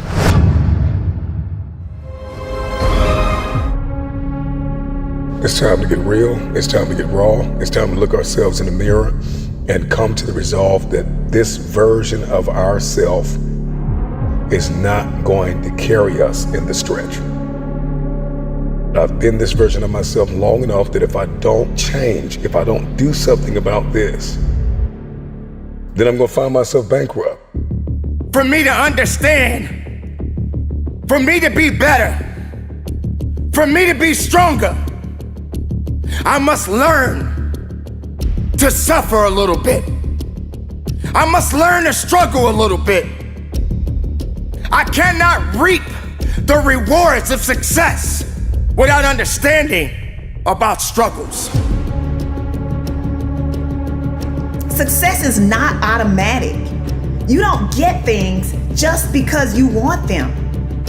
You achieve your goals only when you are disciplined enough to keep showing up when you don't feel like it. You're gonna put the blood, you're gonna put the sweat, you're gonna put the tears in, you're gonna lose sleep, you're gonna go days without eating, you're gonna do whatever it takes to make the sacrifices necessary to manifest. There are too many people in your life who have left you. There are too many people in your life who have counted you out. There are too many people in your life who have whispered in your ear and said you'll be worse off without them. Prove them wrong. It's time to commit to focusing on you. You have to disappear and put the work in and come back and shock everybody that doubted you. But don't let yourself be vulnerable to weakness. Don't let weakness consume you. Don't let hopelessness consume you. Be about your business. Understand that you got to keep living and living strong. If you keep showing up, if you keep going hard, your results will turn those who ignored you into fans. Let your results speak louder than your voice. Can you hide yourself in the library? Can you hide yourself in the gym? Can you hide yourself in the boardroom and plan and do what is required behind the scenes in order to manifest the moment? There are many people out there in the world that don't have the capabilities that you have to carry on the good fight.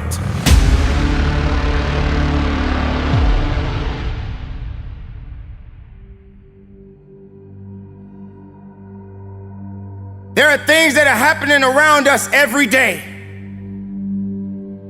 The things that are happening to us right now happens for a reason. What you are going through right now, someone else is going through it in a different manner. But we always ask the question, why me? Why is this happening to me?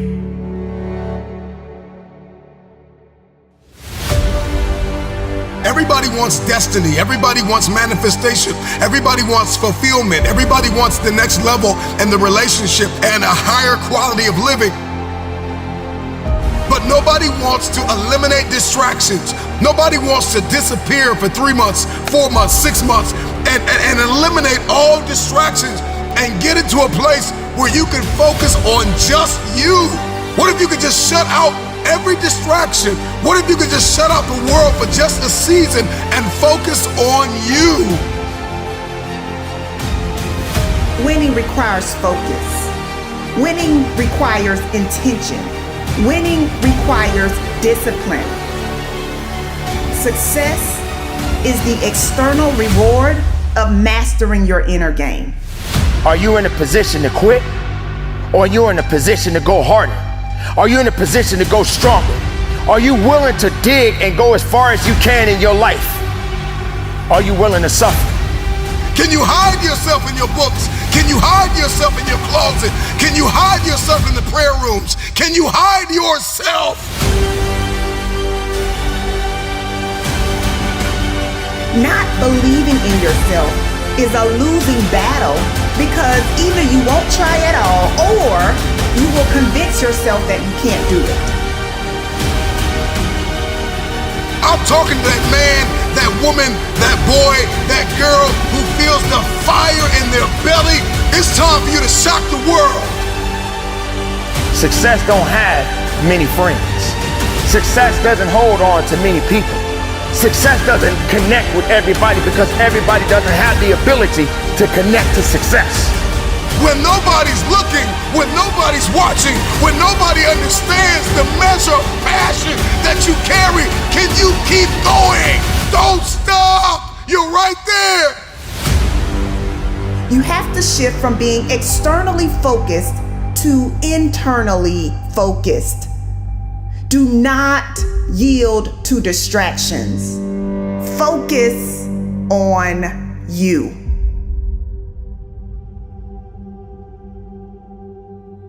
Why are you here? What is your destiny? One of the greatest tragedies in life is to live and not know why you're living. If you're walking on this earth today, prepare yourself for many battles ahead. And you're not gonna win every battle because every battle is not meant to be won. Sometimes you're gonna need to humble yourself. What do you believe about you? How do you talk to you about you? Take a moment to think about what you've been saying to yourself about yourself. The good news is that your mind will believe whatever you tell it. So make sure that you are speaking your desires and not your fears. You get to choose how your mind serves you. Sometimes you gotta delete the app. Sometimes you have to walk away. Sometimes you have to fall back into the dark room and focus on you.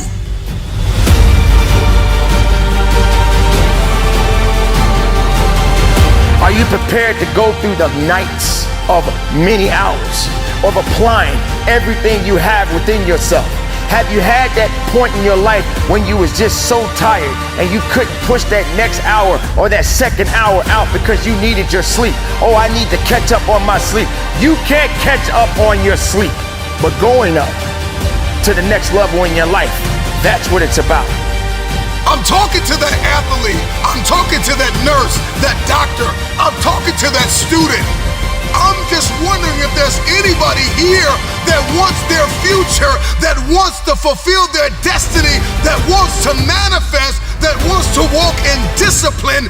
I'm just wondering, is there anybody here that's willing to disappear and focus on you?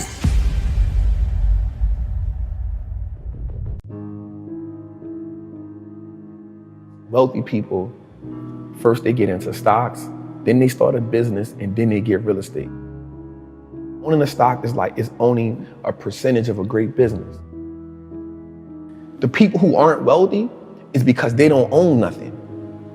You only have your money sitting in cash. If your money is just sitting in cash, realistically, you're becoming poorer every day. The key to wealth is through ownership.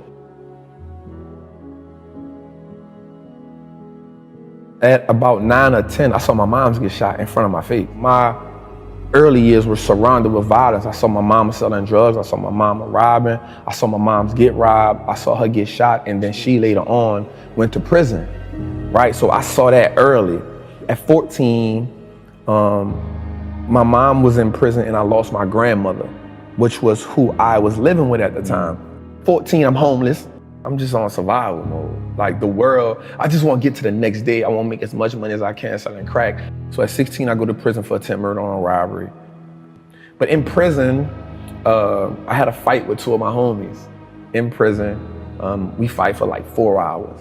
Jeez. Back to back. I'm just fighting one after another one. Like we just fighting. And I go to solitary confinement. And at this time, all these parish prisons is considered like one of the worst parish prisons in the United States of America, right? And I go to the cell and I meet this white guy. That was the turning point of my life. He was like, man, listen, man, there's a game that's being played and you're playing a game that you can't win. For a minute, I just started thinking about the people who I knew that was in the streets. Everybody lost, everybody suffered the same fate. He has on a red and white band at the time. The red and white band means you're in federal custody. The first 3 things was he said, listen, man, wealthy people do 3 things, man. They stop trading time for money. They make their money work for them. And they give as much value to people as they can. And we got a little deeper into that. He said, the reason why you give people so much value is because if you give them so much value, they'll never leave you, and they'll always be there for you, and you will never need for anything as long as you give value to people.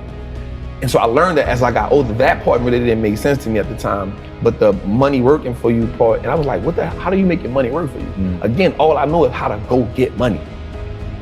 That's all I know. So later on in that, he says wealthy people do 3 things. So we in the cell for about 45 days. Every conversation with him about money and transition was always wealthy people do. So he says, wealthy people, first they get into stocks, then they start a business, and then they get real estate. So when people ask me, how did I get into stocks? It's because I followed that rule. And so my rest of my time in prison, I wanted to be that. I wanted to be a part of that wealthy conversation. And so what happened to me was it started reminding me of being in the streets. Everything about it. And I heard this term one time that said, the real gangsters are on Wall Street. The real gangsters are in the government. And I was like, damn. The reason why people think wealthy people or people with money are sinister is because that's what you kind of taught in the hood. Like you kind of taught like the people who really have money, like they did some wicked shit to get it. They did some backstabbing, cut, get it, and you'll never get that, right? And so that same mentality now happens on a lower level, right? The hustling, the dope dealing. So now you think like, yo, I gotta just do sinister to get money. And then the people who are successful in the drug game, they're looking at the people at the top like, damn, I wanna be that. But the people at the bottom will never get a taste of that.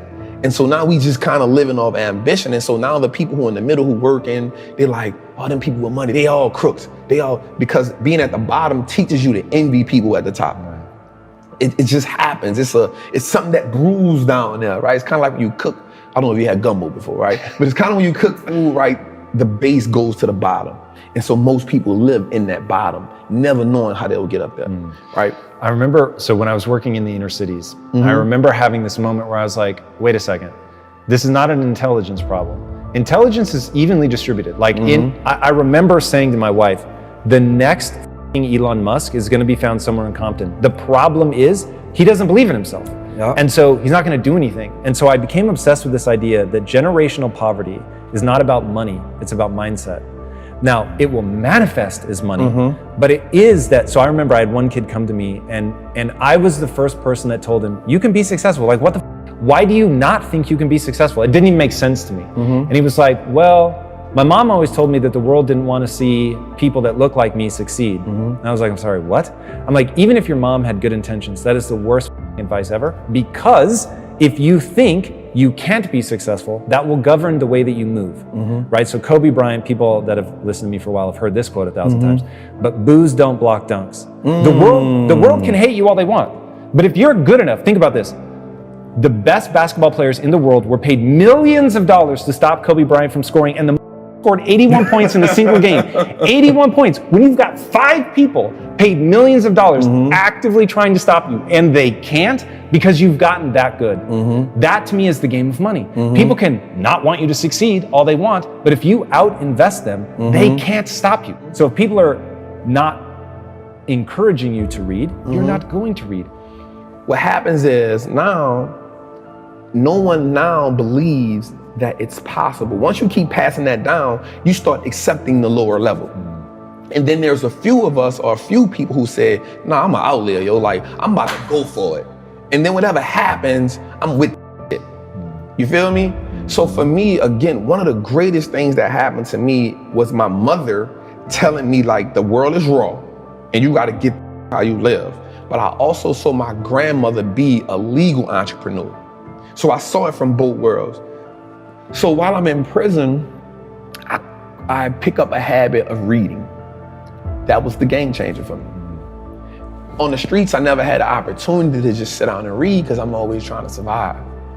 In prison, there was no longer a survivor mode there. I started hustling in prison. So I was working in the laundry.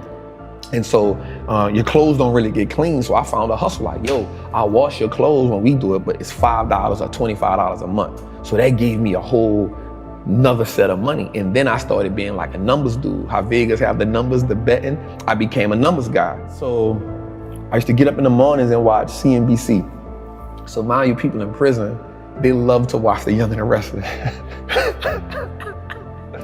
And so I would have to get up before them to watch like Squawk Box, Jim Cramer. And I'd be like, damn, these motherfuckers get all this money and they not risking their life. Something gotta change for me. Like something gotta change. And so I just started listening to them every day and I started comparing it to the streets. A good business is just like a good hustler. A good business has great product. They have great clientele.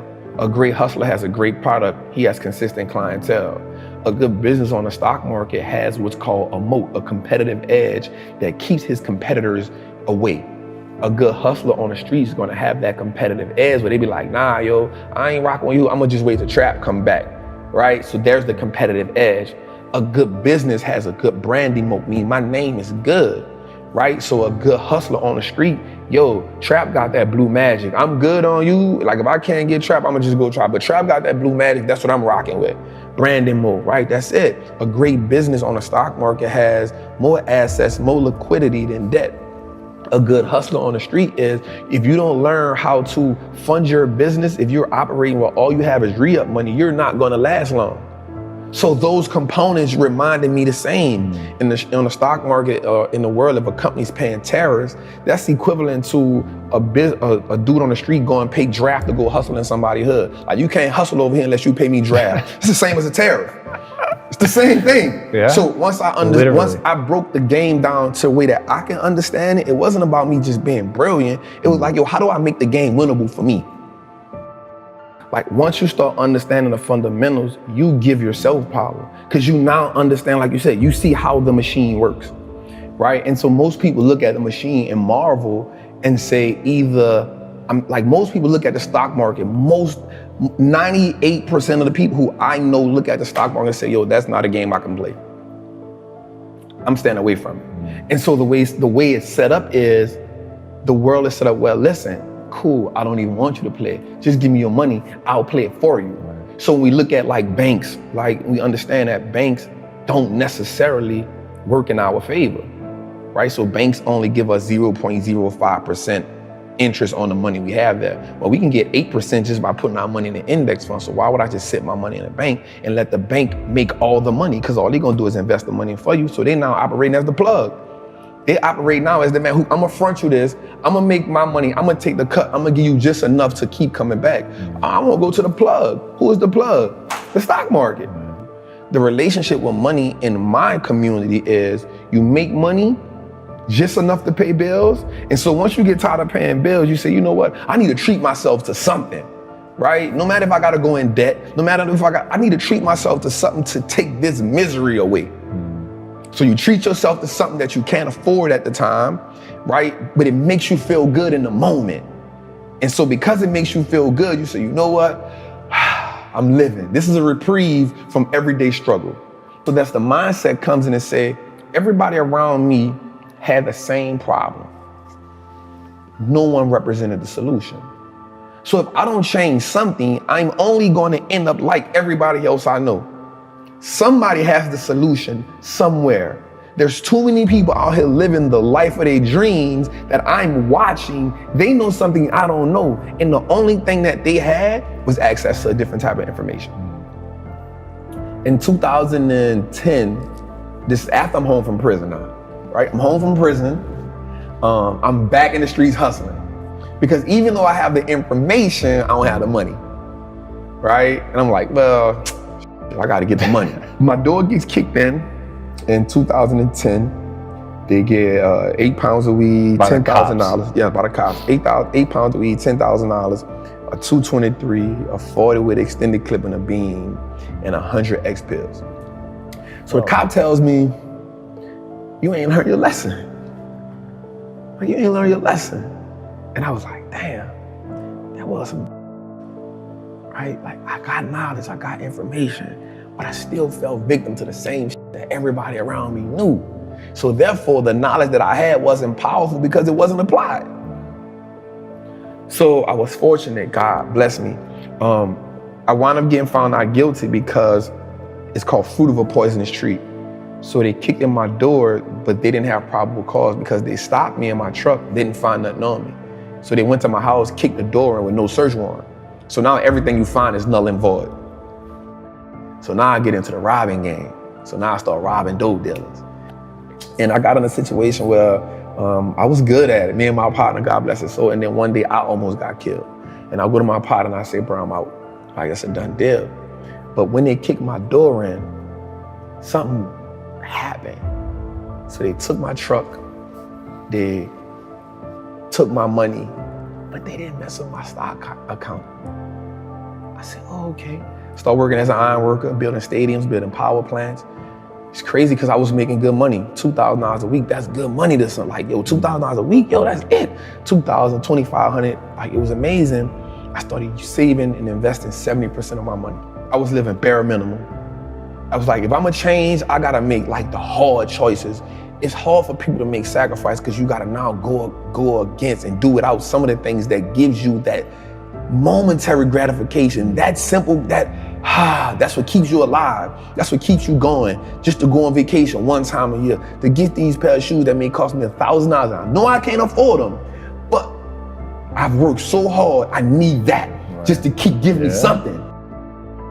You have a phrase, Wall Street looks like us now. Wall Street looks like us now. There's another phrase you say, but you should like put that same like stamp on it, is I own that. I own that. Because you talk about stocks in a way that sounds so rad, where it's like, you refer to yourself as an owner of the companies. Yes. And the thing is, it actually is true. Like you're not playing a linguistic game. It is true, but people don't think about it like that. But it's so much more powerful than having a cool pair of kicks is to say, I own the company that makes those kicks, or I own the company that makes that phone, or, you know, Tim Cook, the CEO of Apple, works for me. I'm a shareholder, right?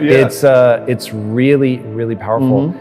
Explain that basic idea of ownership for people that might not quite put it together that stocks really are owning that company.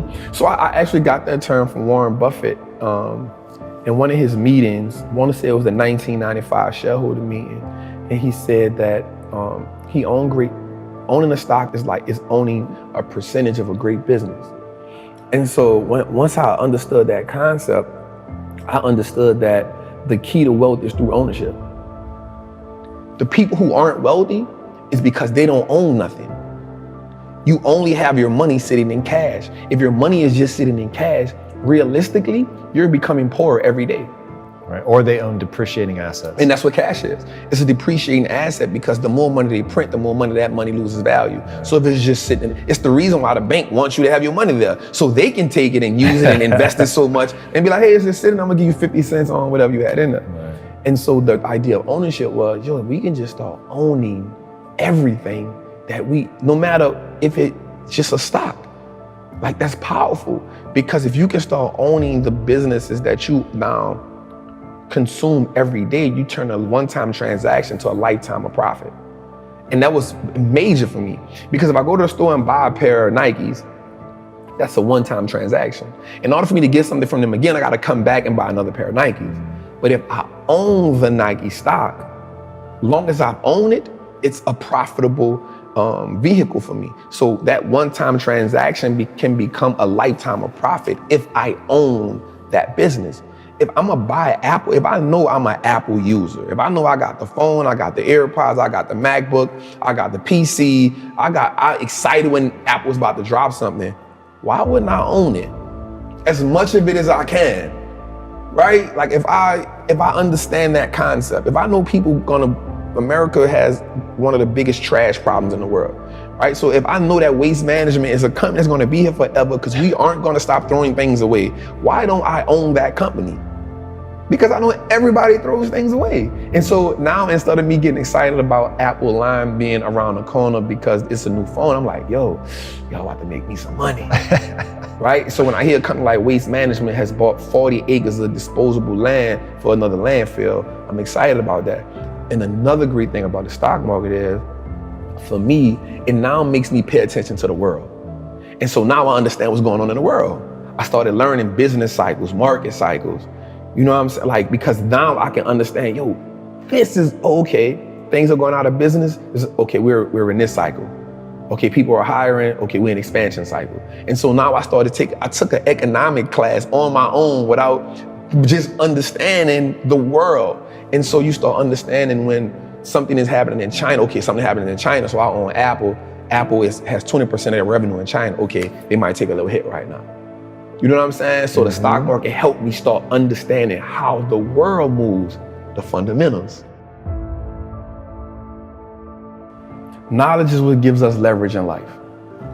It's not about how strong you are. It's about what you can learn. And then how can you actively apply that?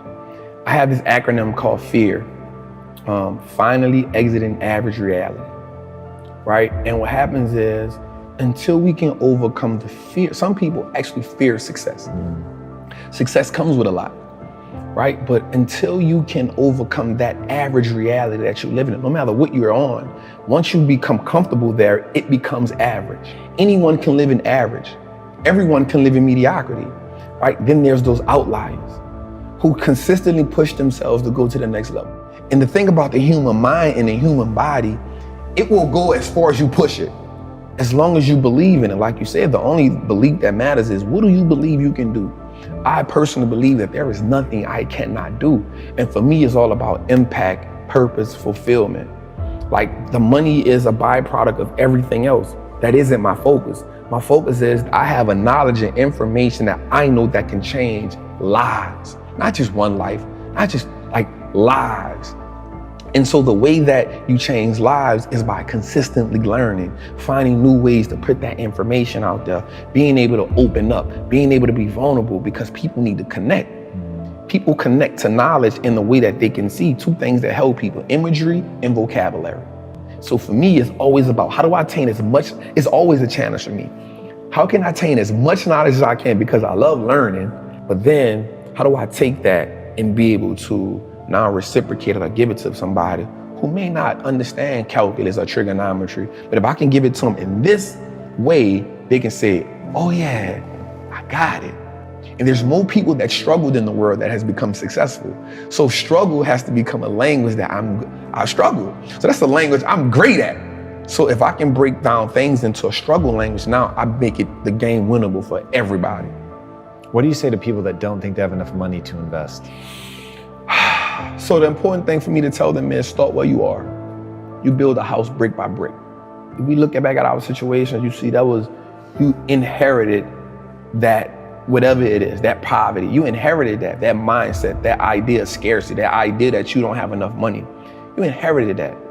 Building wealth becomes a revolutionary act, because now you start saying, I'm gonna go against what I was taught, right? And so I say, by starting with $25. If you can do $25 a month, that's cool. If you can do $25 a week, that's cool. But what happens is, once you start understanding the power of how your money works, you'll start saying, yo, I don't need to do that, because that's taken away from this. That 25 will now become $50. Guaranteed. That 50 will now become 100, because you're gonna start doing more with less. Invest in your first stock. It don't have to be a winner. It doesn't have to be a home run. It can be an AT&T stock that costs $26 right now.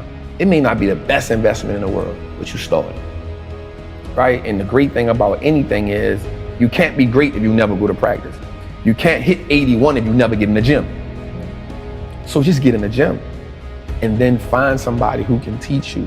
Be dedicated to understand the process. We have to understand the power in learning and being educated, man. Strength, leadership,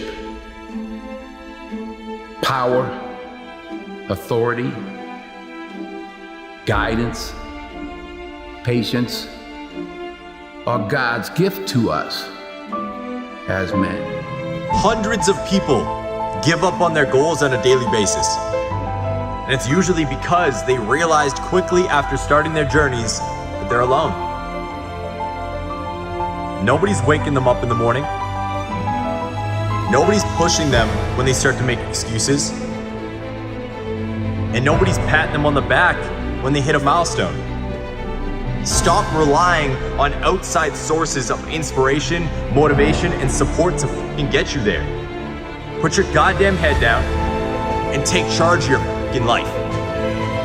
True desire in the heart, that itch that you have, whatever it is you want to do, that thing that you want to do to help others and to grow and to make money, that desire, that itch, that's God's proof to you, sent beforehand already to indicate that it's yours. You can't get it because you want it. If you put in the work, they can't deny you. If you put in the work, they can't stop it. Be great. Pursue your own version of happiness. Life always offers you a second chance.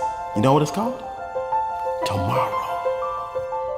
For far too long, you've been holding yourself back. It's time for you to walk with purpose. It's time for you to walk into your gift. It's time for you to live your best life. It's wrapped in your capacity, your ability to believe in a dream, even if nobody believes in you. To get something you never had, you have to do something you never did. If every time you go to better yourself, somebody hits you with a line like, "Why would you want to do that?" You need to find another social circle. If I'm going to fall, I don't want to fall back on anything. I want to fall forward. Figure at least this way I'll see what I'm going to hit. We did not come this far to just break down and lose now. I'm a winner. I'm going to win. I'm telling you, the one thing you cannot get back is time. It is your greatest asset. I'd give somebody some of my money for a couple more years to be with my wife. Time is the greatest enemy. You thinking it's infidelity. The greatest enemy. You thinking it is finances. You thinking it is in-laws. You thinking that it's differences. No. It is time. We've got to learn how to steward our time. We got to learn to tend to it, guard it, keep it. I just want to make sure that the life we got left, that is sweeter than the life that if I would give up or if I wasn't focused and I wasn't doing what I'm supposed to do. So when you've been with somebody since you're 16 years old and they got a chronic illness, don't you know it's easy for me to go drink? It's rough. My life, it ain't what it used to be before she got sick. Like while God is blessing her, she still got MS. I lost 5 ounces to cancer. You don't think I could have smoked some weed? You don't think when I'm going through that pressure, I couldn't have broke? But you talked about it, mental toughness. It is in those times we have to be stronger than we've ever been before. Why? Because they need us more than they ever needed us before. And you guys are blessed in that you are the 1%ers. Not many people want to be in your life who want the life that you have and you got it and you not taking it serious. Like, you know how many people would die to have this life? You know how many people would die to be on the field on Sunday? You know how many people would die to eat the way y'all eat? You know how many people would die to have the gear y'all got? You know how many people would die to get on these planes and travel the world? You know how many people would die to have your life? And you got it. It's your life. You got it. What you gonna do with it? You gotta be able to see it when it cannot be seen. You have to see it happening. You have to believe in the unseen. Because if you can't believe in it, you will never manifest it.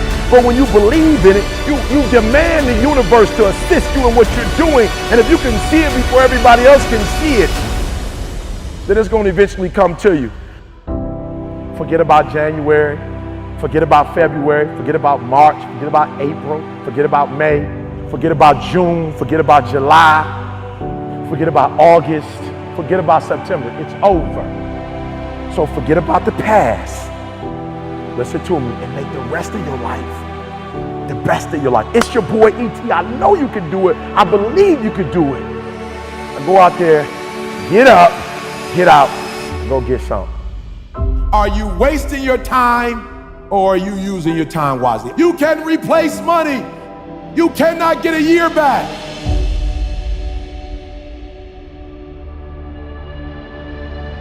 All you need to get where you're going, you already got it, right? You already have it. All I need you to do is believe in yourself. Well, you say, E.T., my teacher don't believe in me. My own parents don't believe in me, right? You don't listen to me. You don't need nobody else to make your dreams become reality. I don't need them to believe in me. I don't need them to encourage me. I don't need them to pump me up, to motivate me. I'm my own motivation. All you need is a dream. All you need is a goal. Because once you get your goal, you activate it, you come to life. You come to life. You come alive. You are, once you have a goal, you got something to wake up to. You got something to go to bed for, all right? What you are to be, you're now becoming. I earned the right to be here. I grinded to be here. I get up at 3 o'clock in the morning the last 13 years, giving out content every day. I deserve to be here. Don't talk to me like that. You understand what I'm trying to tell you? See, because I grind so hard, I work so hard, that when I get this opportunity, like, I don't play with it. I don't act like I deserve to be here. I think about my ancestors and what they went through, and that's why I'm here. So the first thing I need y'all to do is, and I know you sweet, but what I'm trying to tell you, this is different, baby. This ain't high school. This ain't college. Like, this ain't for funsies. Like, this somebody's lifestyle. And people going out there and getting it. And if something happens to you, I promise you, if something happened to you, as sweet as you are, you're going to be what? Come on, you got to talk back to me. You're going to be what? Replace. Say it again. You're going to be what? That ought to scare you. That ought to scare you. That alone ought to make you wake up every day and say, I cannot afford to be replaced. And you're running out of time. You don't know how much time you have. You keep telling yourself you got time and watch what happens. Nah. On your mark, get set, go. You are running out of time. All right? I'm going to say it again. You are running out of time. 2 weeks. My man told his grandfather, I'm graduating in 2 weeks later. Even before he literally marched, his grandfather passed. Who's going to pass in your life because you average? Who's not going to see you blow up? Who's not going to see you accomplish your goals? Who's not going to be able to enjoy the fruits of your labor with you? Who put in? Why? Because you average. And one day you're going to be great, but you think you got time. You think you got time. AET 3 years from now, 5 years from now. I'm telling you, you deserve to be great now. And not only do you deserve to be great, there's some people in your life.